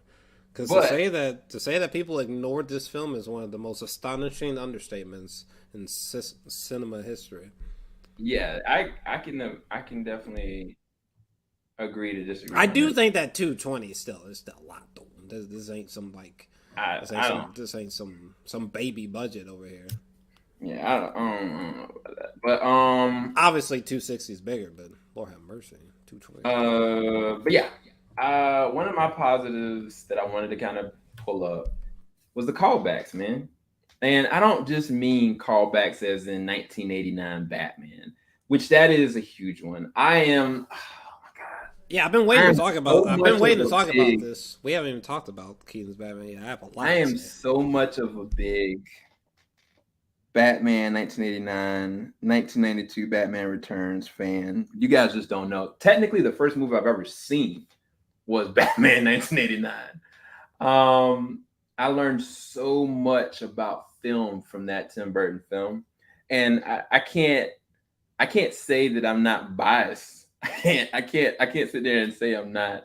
I loved every single moment of watching Michael Keaton as Batman go ham. Like when he any action scene that he was in, bruh, he was throwing hands. Like even the aerial fight with the actual Batcopter, like some of those callbacks and some of that was so dope. Like it was weird because when the young Barry had the little bag the first time, I was like, is that the Joker's bag that he left over from dying? And it's and I was like, I can't believe they added this in. But the other thing about callbacks is not just 1989 Batman. If you look at Bruce Wayne, when you first see him and he's kind of painting and he's got the scarf around his neck, that's a callback to Adam West's Batman. If you go to the actual Batcave, the actual circle around before they leave out, that's a callback to Christian Bale's Batman. The thing I loved about this, they gave an actual rationale to this, and I'll go into the whole spaghetti theory stuff. But long story short, is that he that version of Batman was an amalgam of different versions, and that's why one, he fights different, two, why Gotham City has ended, and three, why there's a superhero element there that definitely would never have been shown before. So they merged all those together within this one Batman, which is I found so fascinating. And oh my gosh. So, and I know this is going to be negatives for you, which is fine, but the callbacks for the certain Supermen, one in particular that God rest his soul, John Snap would probably be crying, regardless of what you feel, what you look like. With it, Nicolas Cage in the spider sequence as Superman, we would have we would have never gotten this. But on film, we actually did get it. And everybody that was a geek or nerd, the few screenings I saw, they were flipping out. They could care less how on par it looked like Nicolas Cage. Nicolas Cage, I can't remember if I read this right, that he did go and do motion capture for it. I don't believe that, but just seeing it, that callback was so important to me. I loved it. When the worlds were literally starting to collide, some people were like watching this movie again just so they could see. Like you saw like a random version of oh my gosh, oh my Jay Garrett that was with the Adam West universe. You saw George Reeves universe. Of course, you saw Christopher Reeve and Helen Slater's version of Supergirl, Superman. The reason why I don't have an issue with it, and I don't think it's distasteful in my personal perspective, is because what was everybody always wanted to see is to have her, Supergirl, be in the same movie with Superman of Christopher Reeves. And we finally actually got it, which is why I said in my statement on Twitter is that some people have waited their whole lives to see some of these segmented moments that happen in this movie, regardless of the delivery, regardless of how you perceive the film as a whole. Some of these movie moments in this are epic callbacks that you always wanted to see. I mean, I did like that they had from Man of Steel, they had Feora came back. Of course, they had my man Michael Shannon come back as Zod. And I mean, you already talked about it, like Bruce Wayne, as in Ben Affleck's version of Bruce Wayne, and Gal Gadot back as Wonder Woman. I love those scenes, man. Like all the callbacks in this are, to me, synonymous with what DC is supposed to be about. And I just love that they didn't hold back anything. A lot of times when this happens, you kind of are like in a TV show or you're in a big budget film and you would like, man, I would love to see this character or I'd love to see this. Like, we got it all, regardless of kind of what you perceive as far as how that worked within the confines of the story. I think it worked just fine because it's a merging or colliding of worlds, which means that when these worlds actually do collide, no pun intended, we're going to get something completely different. But I think that they gave enough homage and callbacks that I, as a DC fan, all of those specific moments meant something to me. I could care less about how good they looked. It was the fact that we actually got to get them, and these probably would have never happened in this way. So I have to give my flowers to Andy for even attempting to do half of these. But yeah, all the callbacks for me, I truly adored. And every time I watch the movie, like I'm like, man, this is so dope. It's so dope to actually witness.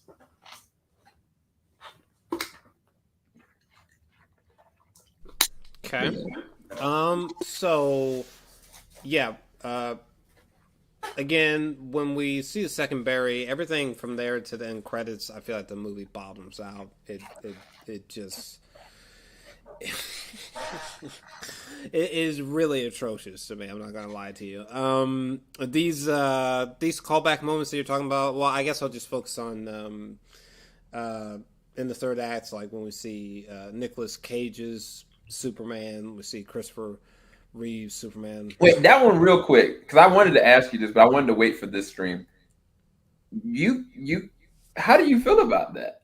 Like you watched the documentary from Noah Schnapp, and you know all the background behind it. I think with Nicolas Cage. Are you the Nicolas Cage Superman? Yeah. Yeah. This movie aside, yeah, the Nicolas Cage Superman is, at least to me, is very fascinating. I wish I wish there had been some kind of. I wish the movie had existed. I think it would have been very, very intriguing. Yeah. So with that scene, did it not bring a smile to your face? Like you could care less about it, or what do you feel about it? That's a better question. Lord have mercy. But yeah, this scene was so bad. I can't even. Let's just pretend, because obviously visually it did not work for me in any way, shape, or form. Lord have mercy. I've seen better CGI in video games, but let's say that like it's the same scene, but the visuals are like 11 out of 10. Okay, I think I would have been in. I think I would have been mildly interested in what I was seeing, but the issue is that I'm a story-driven person. You know, like when I review films, I just review them as films. I don't do a lot of things that you and Lucas do, where you like make all these subcategories, and it's like, well, I'm judging this movie in this sort of way, or I'm sort of judging this as like a comic book movie or a superhero. I don't do that. I just judge film. They're all judged the same way. Documentary, live action, animation, whatever. I judge them all the same way. Is this a worthy piece of cinema? This was not.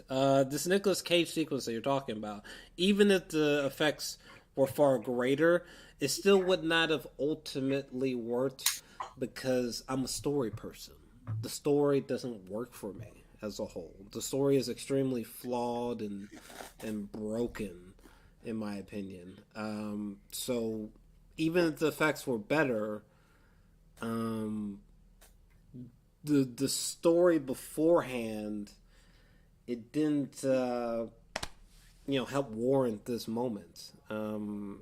It's like, that's interesting, but like, this is just, I mean, ultimately it's just some random scene that's supposed to make fans be like, and that was a clear, at least with this story, just wasn't going to happen with me with this Nicolas Cage moment. It just, again, it could have been more interesting, better effects, but there's no way I'm walking away like, like, oh my god, now I gotta give the movie like a 9 out of 10. Like, no, like I need a great story. This was not a great story, in my opinion. This was not some innovative story, some influential story. It's not some great story. There's like plenty of time travels, similar style time travel stories that are better than this. Because in a weird way, it is like a time travel story paradox in a way. Yeah, there's Michael J. Fox like throughout. There's a lot of time travel references. The story couldn't work. So as fan servicey as this moment is, that and then the Lord have mercy, because I even ironically rewatched the was it 1978? Was that Christopher Reeve's Superman? Was that 78 or 70 something? But I rewatched Christopher Reeve's Superman recently, and I forgot how much I loved that movie. I'm in love with Richard Donner's Superman. It is a really beautiful film, a true masterpiece in my opinion. I love that movie. I literally forgot how much I loved that movie, and the way that they brought back Christopher Reeve's Superman just felt wrong in my opinion. I did not dig it at all visually. It was just so lackluster, so uncanny valley, which is most of the bad CGI in this movie. I don't know. It just felt. So for you, I don't know. It kind of just gave me the willies. It just felt distasteful. I was just like, "What are you guys doing?" It sort of reminded me of they did a similar weird bullshit with Tarkin in what was that, Rogue One, I think. Yeah, and you felt that way about Luke as well. All right, you felt that way about the Mandalorian with Luke. Unless your name is James Cameron, I'm not with these CGI faces. Come on, guys. If you're not spending enough time rendering, to stop. What are y'all trying to do with these CGI faces? We're not there yet. Jesus Christ. And the Christopher Reeve thing, it really felt very distasteful to me. Like, why? Just to like make people fanboy out? Like, that's so ridiculous to me. The man's gone. That just, it feels it's a multiverse movie. Like, it's a multiverse. Okay, you could have done anything, right? Okay, Correct? so why wouldn't you bring back the most iconic version of Superman? I would never in life. I don't care that it's Flashpoint or Multiverse. I would never in life think, oh yeah, what's something that I think is something that's needed. Oh yeah, bringing back dead Christopher Reeves with these bland effects in this movie. What? No, I would have never done that. Especially what. First off, I would have never thought of any of this bullshit for a first Flash movie. What? No. Lord help me. But yeah, it didn't work for me. It did not work for me. Okay, so that's a good segue because I did have a question. Because another movie did a similar thing, and I think this movie you gave it a 9 out of 10. I may be wrong. Keep me honest. And I'm talking about Doctor Strange. Doctor Strange did not exactly the same thing, but they. Doctor Strange did not have anything equivalent to this Christopher Reeve moment. I just got to I disagree. Because with what moment? Stewart rolling his tail up in there just for his mind to get blown out. How is that comparable to bringing back dead Christopher Reeves with no. effects? We're talking about callbacks. We're talking about bringing people back from different years. Because is it necessary?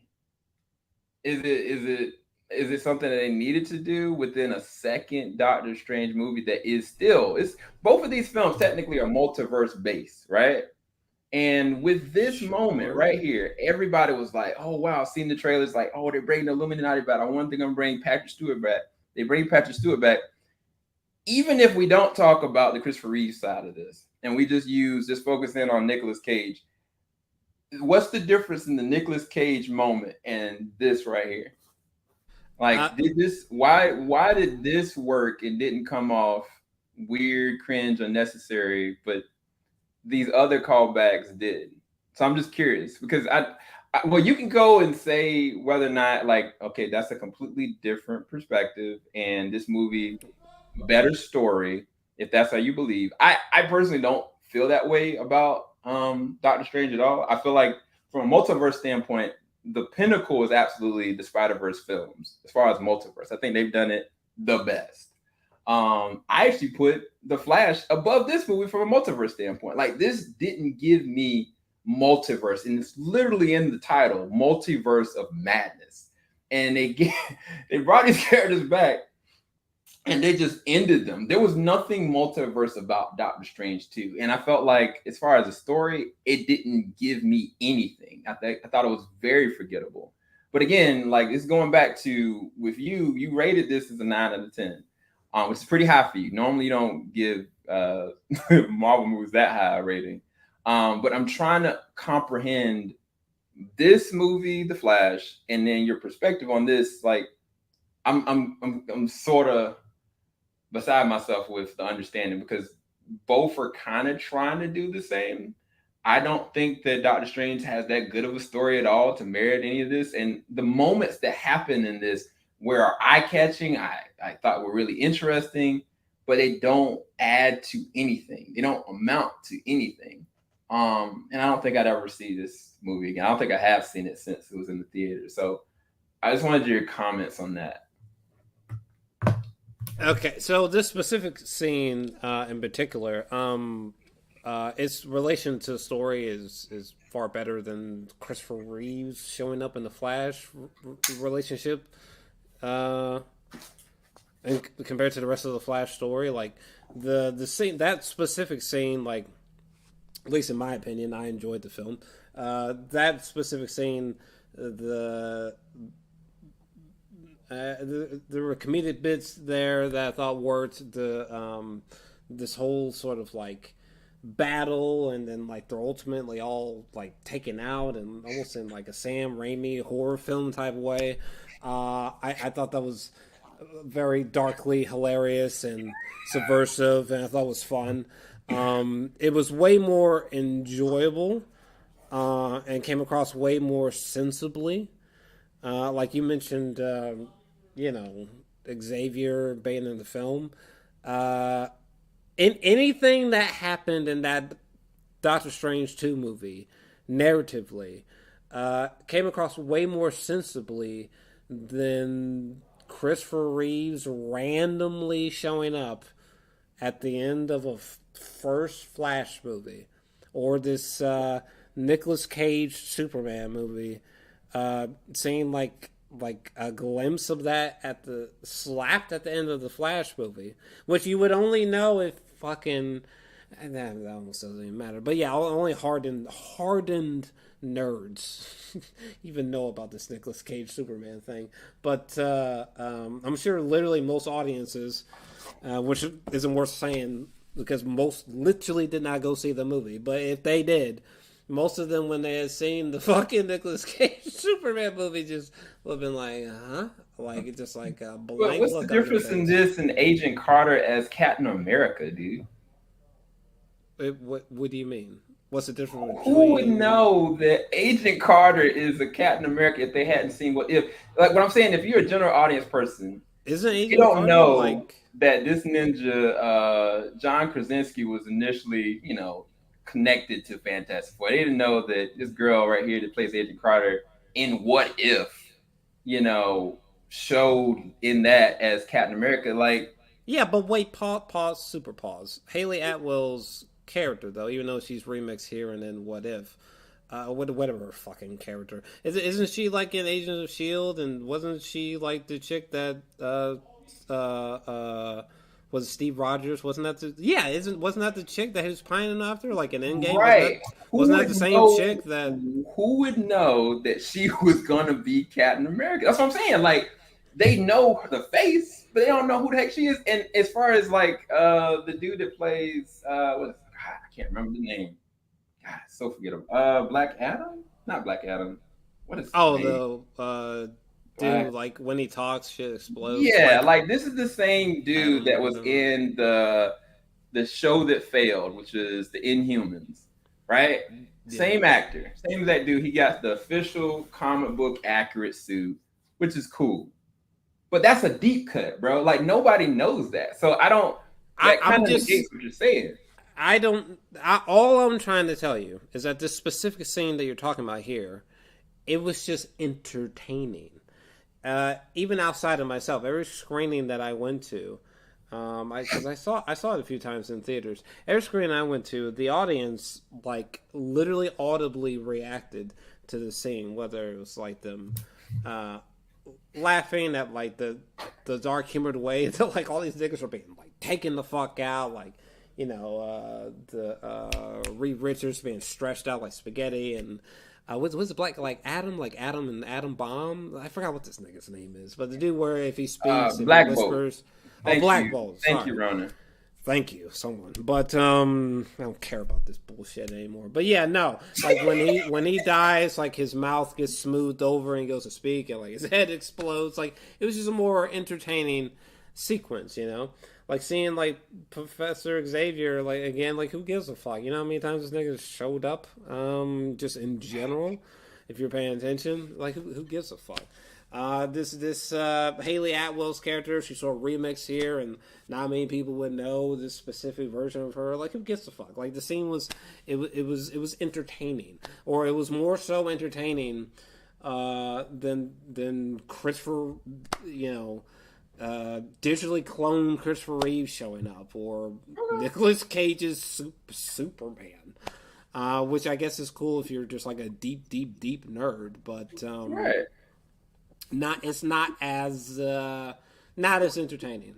Yeah, because I think the thing about the Doctor Strange movie that threw me off from the beginning of that movie is that we had WandaVision happen, and Wanda got a full understanding of what was going on. She lost Vision. Okay, she's going one way, and then she's a completely different way in this film. Then it just goes from there, and I did not like the story of that at all. It didn't make any sense to me, but we're not debating that here. No, we are not. We're gonna leave that alone. And again, just to circle back.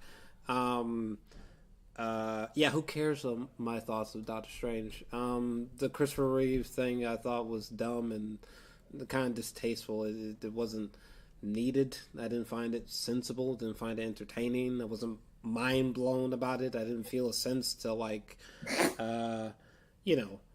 call you or somebody and be like, oh my god, like that did not happen. The Nicolas Cage thing, I've always wanted to see the Nicolas Cage Superman, but like this is like the worst plausible way you could have gone about it. Again, even if it had like 10 out of 10 effects, if you will. Still, like it just feels so nonsensical in relation to the story. It literally just feels like they were like what's something else that could keep people watching to the end credits? Oh yeah, let's just slap this on here. Oh, yeah, let's just slap on Adam West Batman. What else we got? Christian Bale keeps saying no. Well, fuck. Let's just pull in George Clooney. Like it just feels very. They're just trying to throw whatever at the wall that hopefully it sticks. That's how it came across. Yeah, I will say this, and this is kind of a hot take, and this is going against the grain technically for me. I will say that I think that the Flash himself, I will agree with you that the Flash in Zack Snyder's Justice League and how they utilized his powers, how he looked, his action sequences, his CG, it was top notch. I really feel like they had some of the best Flash moments that we've ever seen. I guess possibly we'll ever see, because I don't know, when things are going to progress any further with Ezra or any Flash at all. But just certain scenes, man, like captivated me from Zack Snyder's Justice League. Like, and some of those were night shots, and he still made them work. This scene with Iris right here, where he's explaining that he has to be very careful with how he maneuvers people around, or he could like literally destroy them. Which that's why the baby scene didn't have that much of an issue with me, because I'm not gonna lie to you, Dro. If them babies actually look real, like real, I think that if I was the person on the editing room floor and they were like, hey, how do you think the audience is going to feel about like him maneuvering around these lifelike looking babies? I think they would have just cut the whole scene out altogether. Maybe they should have. But because they weren't looking like actual babies, I was cracking up. I didn't have that much of issue. But I'm bringing that into account because of this scene right here where he's so careful with our scene. He just came out, like ran out of his shoes. The gravel was moving with him. Every single my nigga, let me tell you something. Anybody who disagrees, you can suck this dick. The Snyder Cut is fantastic. I don't give a fuck. The Snyder Cut fucking bangs. I should throw that bitch on next weekend. Okay, the Snyder Cut is The Snyder Cut is awesome.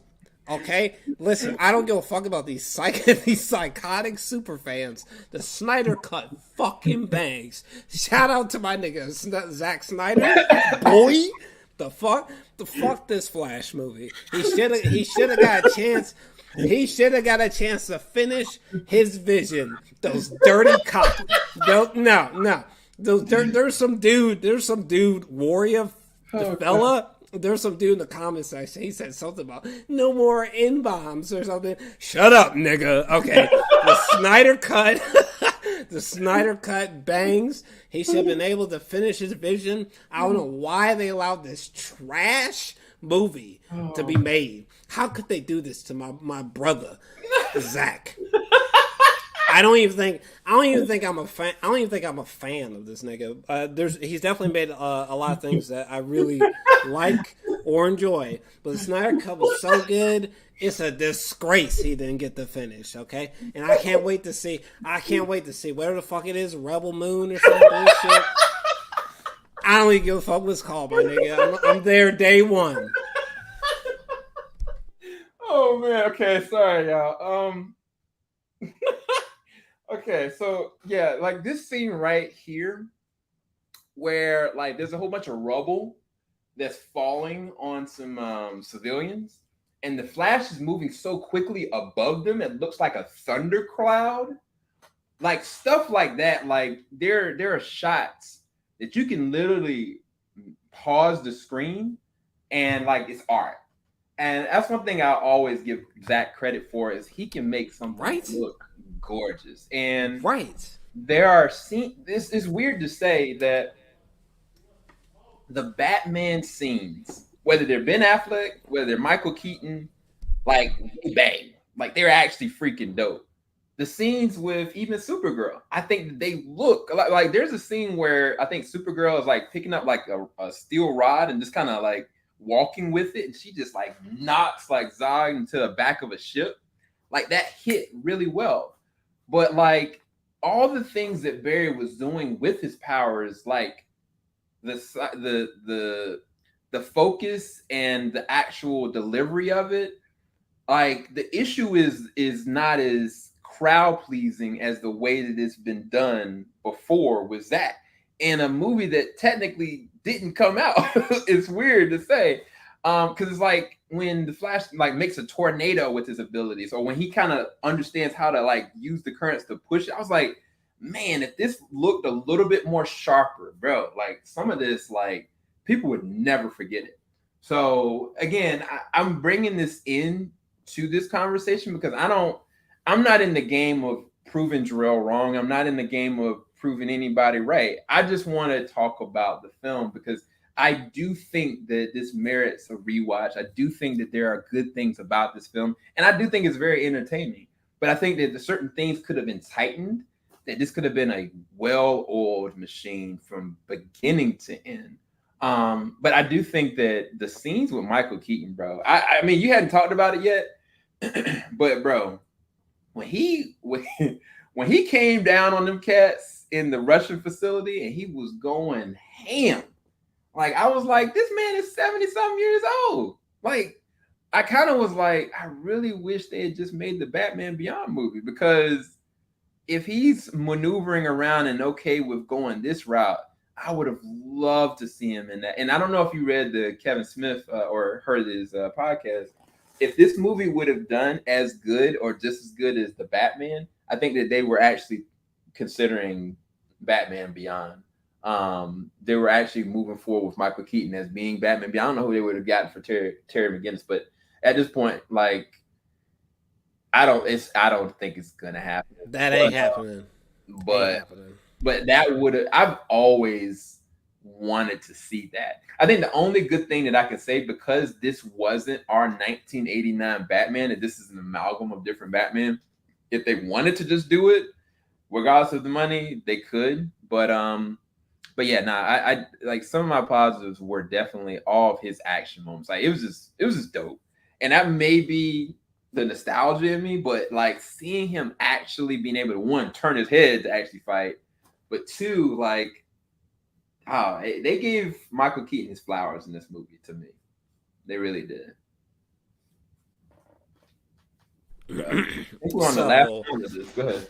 So the Michael, the Michael Keaton Batman stuff did not work for me. I loved Keaton's Batman, but in this movie, it's just I guess the best way I can describe him in this movie is it's just a hot mess. Like, when we first meet Michael Keaton's Batman, and like, he's jumping over the table, and he's got this like long hair and this beard, and like, I think he's trying to attack the two barriers with like a mop or some bullshit. But it literally just felt like a bad version of, you know, Robin Williams first emerging, having been inside the game in Jumanji. Yeah, it's literally what it reminded me of, like a really bad version of that. I was like, what are we doing here? And these action sequences that you're talking about, I really was not with it, seeing Michael Keaton's Batman and full-blown daytime, or in this like this like clearly CGI desert. I really was not with that. Most of his action sequences, which most of it is, it's sort of a digital Keaton, not actual Keaton. It just took me out of the movie. His action sequence, like for example, like when he's in that, whatever that bat plane is called, and there's this giant dude who's like on the plane, like trying to get to him, and like there's something with Batman, he's like rotating inside the plane, some bullshit like that. Or even when they're on the ground, and you know, he's like Batman's trying to attack this guy on the ground in the desert. It just didn't work for me. I mean, maybe if the CGI was more competent, I guess maybe I could say it was interesting. But even then, I don't know that I would have been like, woo, like drooling on myself. It still, I don't know. It's just awkward seeing them in broad daylight. The action sequences were just kind of awkward to me. Wait, hold on. Didn't do much for me. You said that the action. So when he was in the Russian facility, right? One of the bears, I guess, had gotten shot or something. Yeah, he gets shot in the leg. He flew down and started to work them dudes and using batarang. You thought it was bad? Yeah, pretty much. Or mid, didn't really do much for me. Like when the Flash gets like shot through the leg, and like people start shooting, and I think Batman like stands in front and like he throws up his fucking cape and like blocks the bullets, you know. Or he like Batman does something where they like fall down. But either way, yeah, it was mid to bad to me. It didn't really. Most of the scenes that I liked. God, that one scene was so cringy when he was like, "All right," he said something like, let's get nuts, you know? And I was like, oh God, this is not the way. But I think the only scene, like just the scenes that I enjoyed with Keaton is like when he like literally was just like speaking, no action sequence, no CGI fest. Any sequences where like he was just having like a normal conversation, like when he was talking to Barry, about his own past, about his own parents, and his opinions on the time travel thing. Like, stuff like that was interesting. But yeah, like the action sequence stuff, didn't care for. Yeah, I feel differently there. Um, yeah, a lot of moments when he was in the bat suit, didn't care like you did. But some of these quiet moments of dialogue was super fleeting. Like that stuff was kind of interesting. Yeah, it sounds like what I'm hearing is that the CGI took you out of this film because I Yeah, was never the gonna believe this story old man. story Well, as well. well, I mean, but what I'm saying, just what you're describing with just Batman, just using Batman, Keaton's Batman, and like him moving around, like I don't know, this is a superhero movie. Like he's gonna be fighting around, he's gonna be maneuvering around using Of batarangs. course, So it's like of course, the expectation is gonna be that. of But it course. sounds like, I mean, it's not. It doesn't have anything to do with the focus of the story. It seems like you're taken out from just the believability of the way the CGI and the action sequences were executed. That's what it sounds like. What you're saying. Yeah, yeah, that definitely took me out, and just his usage in the story as well. I mean, it's nothing. Not as I get my socks blown off here. So Yeah, yeah, whether we're talking about his character from a story execution way, or if we're talking about the CGI or how they represent it visually, uh, none of that really. None of it worked. It just didn't work for me. I didn't think it was great. Great, masterful, masterpiece worthy.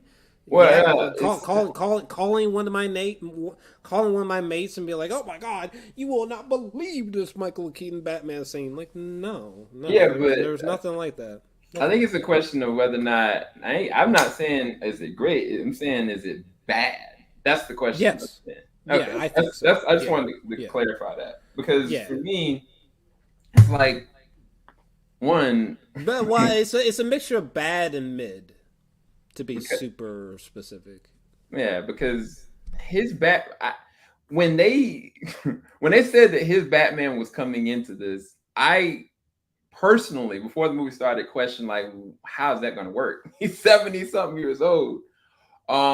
So I didn't know how that was going to work. So this for me from an expectation standpoint, I never thought that they were going to even let him be that versatile from a physicality standpoint. From any of the action moments that happened, I never thought any of that was gonna happen. So my expectations were he's not gonna get any of this. Like he's just gonna be, point shoot, telling people what to do, and then he's gonna, stop. So for me, it was very entertaining. I actually loved seeing him actually be able to fight because seeing him in 1989 and even in 92, like I loved him, but I wanted to see him like go at it.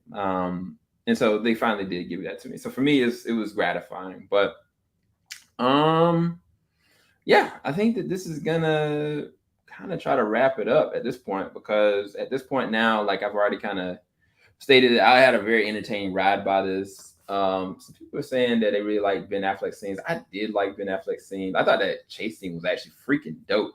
I do agree with you. Seeing it in the daytime was very interesting. Him having that plated armor, and actually, I think it was blue. His cowl looked blue, like the classic, like comics version of him. He always had like a blue silhouette as opposed to black. I thought it was a really interesting choice for that. But Yeah, yeah, bizarrely, the usage of the Ben Affleck Batman was better than Michael Keaton's Batman, which is so insane. But yeah, I enjoyed the Batfleck sequences tremendously better than the Michael Keaton Batman that's an sequences. interesting perspective, Simon. Do you agree with this, Jarrell? That Ben Affleck and Ezra have better chemistry than Michael Keaton and Ezra?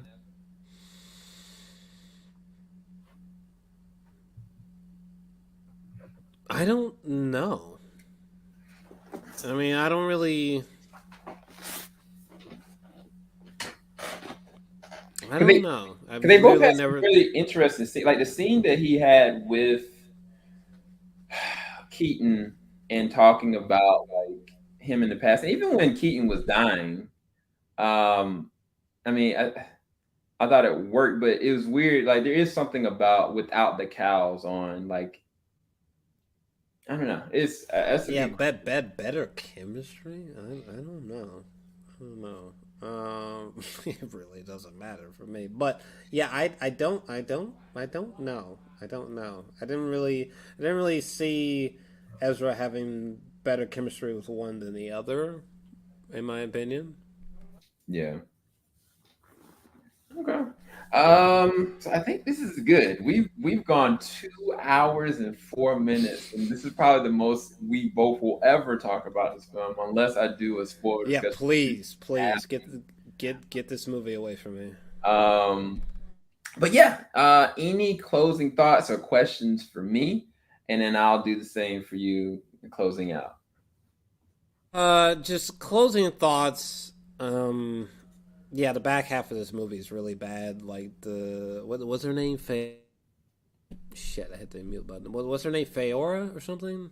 Some shit. But like seeing like General Zod again and that one chick from Oh yeah, Feora. Yeah, from Man of Steel. Who gives a fuck? yeah. Nothing stand outish about it. Nothing. There's that one evil Flash that was all rocky and shit. I was just. Are you talking about Saboteur? Sure. I was like, what is this? Who is this dumb looking ass nigga? Or like the younger Flash just going fucking dumb in the third act. Like, no, I know what I'm doing. I know what I'm doing. Let me just run back into the past for the 18th time. Stop. That third act was. I thought it was really bad. I did. Here's another positive. Hilariously, I like the end credits. I thought the end credits were like super interesting. That was so bizarre with that dog falling in slow motion to the, and then I guess the Flash inevitably like catches him before the end credits roll out. I actually liked that. That was fun. Yeah, because when the beginning of the movie was happening with the babies, like he saw the dog like midway when he was losing energy, and so we never saw how he caught the dog or what happened to the dog in mid-flight. So the dog was still falling, in the beginning of the movie, and then we're seeing from the dog's perspective what's going on. Yeah, I trying to squeeze out all the positives I can, but yeah, I think that might literally be the last positive I can give you. Is that oddly I liked the end credits, and I sat through it both times because it just tickled me. But I thought the third act was just so cliched, especially from a time travel angle. It was just poorly acted, visually lackluster. The story was extremely familiar / underwhelming. Who was poorly acted, by the way? Who do you say had a bad performance? Ezra Miller, a bad performance. Yeah, you said poorly acted. So I mean, I thought Ezra Miller's performance was poor. I thought that Michael Keaton's performance was pretty so. The chick who played Supergirl, I thought her performance was extremely mediocre. I don't know. Iris West was so. Like that weird friend group that like when the Flash was talking to Iris, and that friend group was like kind of poking fun at him, and he was like, "Guys, like all of them were bad." Yeah. Most of the performances I thought was pretty so mid, whatever, forgettable.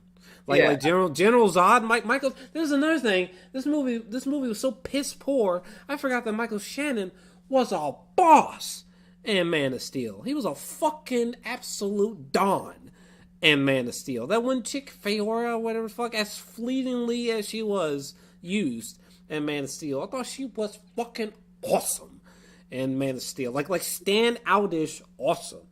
None of that was here. I mean, would you say most of that enough screen time to do that though in this narrative? It doesn't matter. What we got was just very so to me, acting wise. Like for the most part, it was very just like So Shit, I was more moved by the fucking mother and Russell Crowe from fucking Man of Steel's performances than most of whatever than most of whatever happened in this movie. All right? Yeah. So okay, let's take, I don't know. Let's take Transformers. Transformers, I think you gave it like a 6 out of 10 or something like that. Which one? Which one? The last one that just came out. Oh yeah, I think I get that one 6. Sure. Yeah. So with Transformers, how is the acting in that in comparison to this? How was it? Yeah, in comparison to this. Better.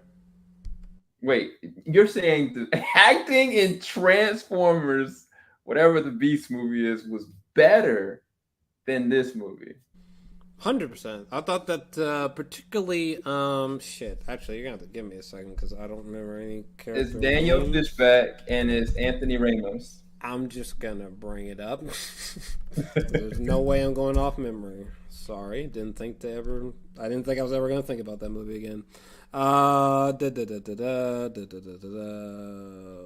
Yeah. Okay, so yeah, Dominic Fishback and Anthony Ramos, Noah and Elena. Yeah, I thought they were 10,000 times more interesting from a performance standpoint than anything going on in this movie. You bet. Wow. For sure. Hey. As a matter of fact, the human characters in that Transformers, ironically, are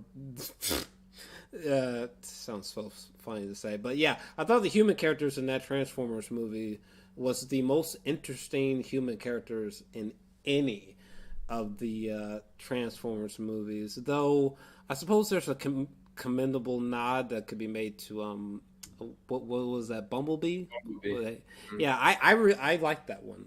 I like that one. Yeah, I actually, for context, just so somebody doesn't attack me, I actually enjoyed the Transformers movie. I think that I agree with Jor-Els. That the Bumblebee one? No, the last Transformers movie that came out. I actually enjoyed that. I almost did myself. I gave it 6 out of 10. Yeah, I almost liked it. I almost slapped it as good myself. Like I really loved the oddly, I really liked what they did with the human stuff. Bizarrely, the Transformer stuff I thought was completely flat. But the human stuff I thought was just interesting. It was just like innately relatable, particularly in the usage of Noah. Who I'm convinced that actor has to be the son of Terrence Howard. He just has to be. But yeah. So reason why I brought that into this is that like the little brother, right? Who's kind of like the focal point. Like he's the heart and soul. Like he's got his brother. He's got his oldest brother's back. He's his brother's keeper. Mm-hmm. I actually enjoyed the humans in that movie more than any of the Transformers movies, which is really weird to say. But I look at the little brother no differently than Nora in this movie. Like, she's the focal point. Like, she's the heart and soul with the reason why Barry is doing any of this. So it's kind of like, I don't look at her performance as bad. Like, I wouldn't look at Ezra any different than kind of how Anthony Ramos is interacting with different characters. So I don't know if I say that the mother's performance was bad. It was just very, like, it was alright, my nigga. Like, I'll forget about it in T-minus 16 weeks from now. Yeah, because I think that there's something resonant with people with her character, because I don't want to be too sappy on this, but it's kind of like if you knew you had an opportunity of being able to see your mother again, let alone save her, but then have to choose to let her go again and having to say goodbye all over again willingly. I mean, we've all seen the Flash series for the most part, but I don't know. I think that she had a lot of tact with her performance, and I think that they had great chemistry before it. Like, I can never say that he acted badly in that scene or other scenes with her. So I don't know. I'm confused with that, but I'll leave that be. I mean, it again, the acting, and I really want to clarify this. Acting in the Flash is ranges from bad, like like that part in the third act with the Flash where the Barry that we've come to know, he's talking to younger Barry, and he's like, listen, you gotta understand, you gotta stop running back into time, like you don't get it. And the other Barry's just like, no, you don't understand. I'm gonna fix things. And it's just like, and I'm not saying that's verbatim, but I'm just saying that's how his acting was coming across. All right. Yeah, the acting is very bad, to so or mid in general. So like his mother's performance, like I said before, like it was cute, it's adorable, but at the same time, like, and this ain't no. I'm gonna forget about it in a few weeks. I'm so glad that we did this debate today, because I was like, Jesus Christ, bro, this movie's almost Control-Alt-Deleted from my brain. It's just so forgettable. But yeah, the acting in general in The Flash is a mixture of bad and just. Yeah, I'm well, we're good on that. But I will say about the younger Flash being basically the saboteur from the Flash series. Since I don't know if I'm gonna do a spoiler review on this, I will say that he went that trajectory. It was very fascinating how they went about it, because basically he was stuck in a loop where he was continuously trying to save everyone, including his mom, because he overheard Barry talking about the mom, trying to save Supergirl, trying to save Batman, because he knew there's no way to stop it. That universe was doomed. And it technically is still on Barry because he did this. Like, he went to that universe and marked it for death. It's just really weird, because it's kind of like, oh my God, what's Spider-Man 2099's name? Miguel. Miguel did the same exact thing. Miguel went, spoilers for people that hadn't seen Across the Spider-Verse, Miguel went to a random universe, thought that he could live out his life, and he literally destroyed that whole universe. So it was very similar to that, which in and of himself created not a Dark Flash, but the Savitar character, which I think the CGI on that did not work. But I did love him slowly starting to descend into darkness, because one thing that I've not thought about until this film, and I don't know if you disagree or not, Jor-El, is seeing Barry actually turn to a dark side. Imagine somebody that can go back in time, in and out of time, that can literally almost with a finger disintegrate you. Like, matter of fact, I think like they actually did that to one of the Kryptonians. Like, they actually did the phasing and like stopped one of the Kryptonians' heart. And then I think the younger, this dude's only 18 years old, and he got Fayora's knife and like sliced her throat and kept moving. And I was like, dog, if the Flash, much like Batman, if Batman was actually evil, or if Flash was actually evil, like the world would be doomed. And it's just fascinating to actually see it from that perspective. So I like that side of the younger Barry, because he really was trying to do the right thing in his mind, but he was lost to it, and he eventually sacrificed himself to kill himself. But yeah, for me, I thought the movie was very entertaining. Like, it gave me a lot of things that I wanted to see for years. I thought it was an entertaining superhero film, dude. I don't really know, like, there was action, there was a lot of great callbacks. I mean, the sibling back and forth with the younger Barry and the older Barry, I think it's either going to work or it's not. I think that, truth be matter, either you were like, okay, I accept it, I'm cool with it, or if you don't, it'll take you out the whole movie, because they are literally the focus of the movie, the younger and the older versions of him. I did want to bring up the spaghetti strand, because I actually feel like either you got that or you didn't. We've had a lot of different scenarios when it comes to talk about time, but when Bruce was talking about the spaghetti strands, I was kind of like, all right, let me listen to what this man's actually saying. He's basically saying that if you go back in the past, you're now putting yourself on an alternative timeline. And I was like, oh, okay, I didn't think about it. Like, I looked at it as a ripple effect, like you change the past and then it's going to affect the future. But no, like, you going back at all is a consequence to the past and the present and the future. And I thought that concept was very fascinating, because then you actually do a multiverse situation. Every small little pivot is a ripple effect. The only thing I didn't like, which is a con, is that Barry went and did something anyway. And it didn't seem like he accepted the consequence of his action. Like, he's sitting there looking at another Bruce there. If I was Barry, I'd been like, freak, what did I do? Like, how do I stop this? And then you end it. But it didn't seem like he really took responsibility for another action he just caused. But I did love the spaghetti explanation. I love the Michael Keaton's explanation for it. I think that delivery was actually pretty natural. I thought it was really comedic, but they explained it in a way that I was like, okay, I can understand this versus kind of how they try to do it with like MCU and Endgame. But I that was the first time I was like, oh, okay, I really like this. But yeah, as far as the film, I was very entertained by it. I can't remember what I rated it, but I would absolutely watch this again. I think it's very entertaining. I can't wait to let my wife watch it. She hasn't seen it yet. But you don't remember what you rated it?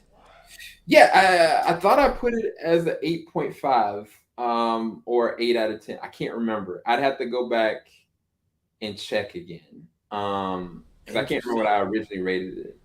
By the way, if you see me looking around crazy, there is like a fucking hail spawn fucking thunderstorm setting in right now. Like, what in the world? There's like a fucking monsoon going on outside, and my buddy's screaming, killing someone on either Overwatch and Call of Duty.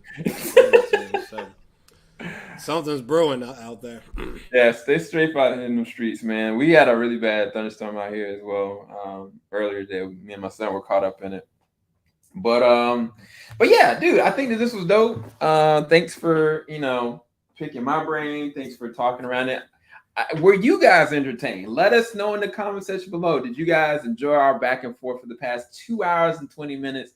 If you did, make sure you go into the description bar below and go and subscribe to Jor-Els' channel right now. All 10 of you guys that are here, please go and check out his content. He's already got his own individual review for The Flash. I think I've already got mine. We just never talked about it in a spoiler capacity until right now. So yeah, we're going to be going and doing Spider-Verse next Saturday. Next Saturday. So stay tuned for that. Got some really big names coming to that one. I haven't even told Jor-El about that. But yeah, let us know if you enjoyed this discussion. Let us know in the comment section. Do y'all have any questions for us? Do you have any comments? Jor-El, thank you. Thank you for Yeah, no, thank you for that. I was just about to say a few minutes ago, I was like, despite me like ruthlessly hating this disgusting, godless movie, okay, which I gave a 3 out of 10, lest ye forget, 3 out of 10, godless, okay, it really deserves a 2 out of 10. This movie was horrible, but Across the Spider-Verse, absolutely loved it. Completely night and day situation. Like, I can't stop raving about Across the Spider-Verse. I got a new short that I'm working on that's going to be completely insane about it. And then I'm going to do a long form,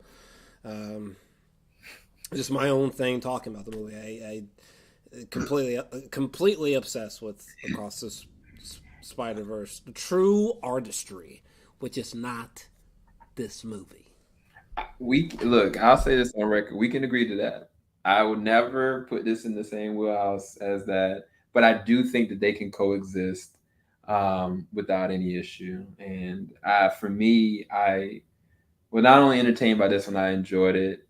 But Spider-Verse was unlike anything I've ever seen. So I'm very excited to talk about Across the Spider-Verse. And it looks like we got a comment from Ronan, Jor-El, Sam. When are we talking about the last one?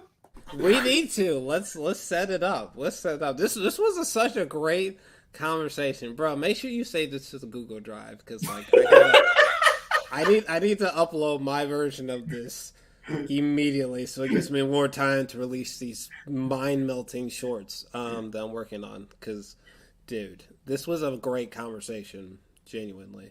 It was very curious to see your side. I'm sure it's curious for people who Love this movie to see my side because Lord Jesus. It did not. It did not work for me. At least there were like some things that I liked. Fleetingly. I went into this, you guys. I was like, I'm coming in with nothing, and I'm going out with nothing. He's not.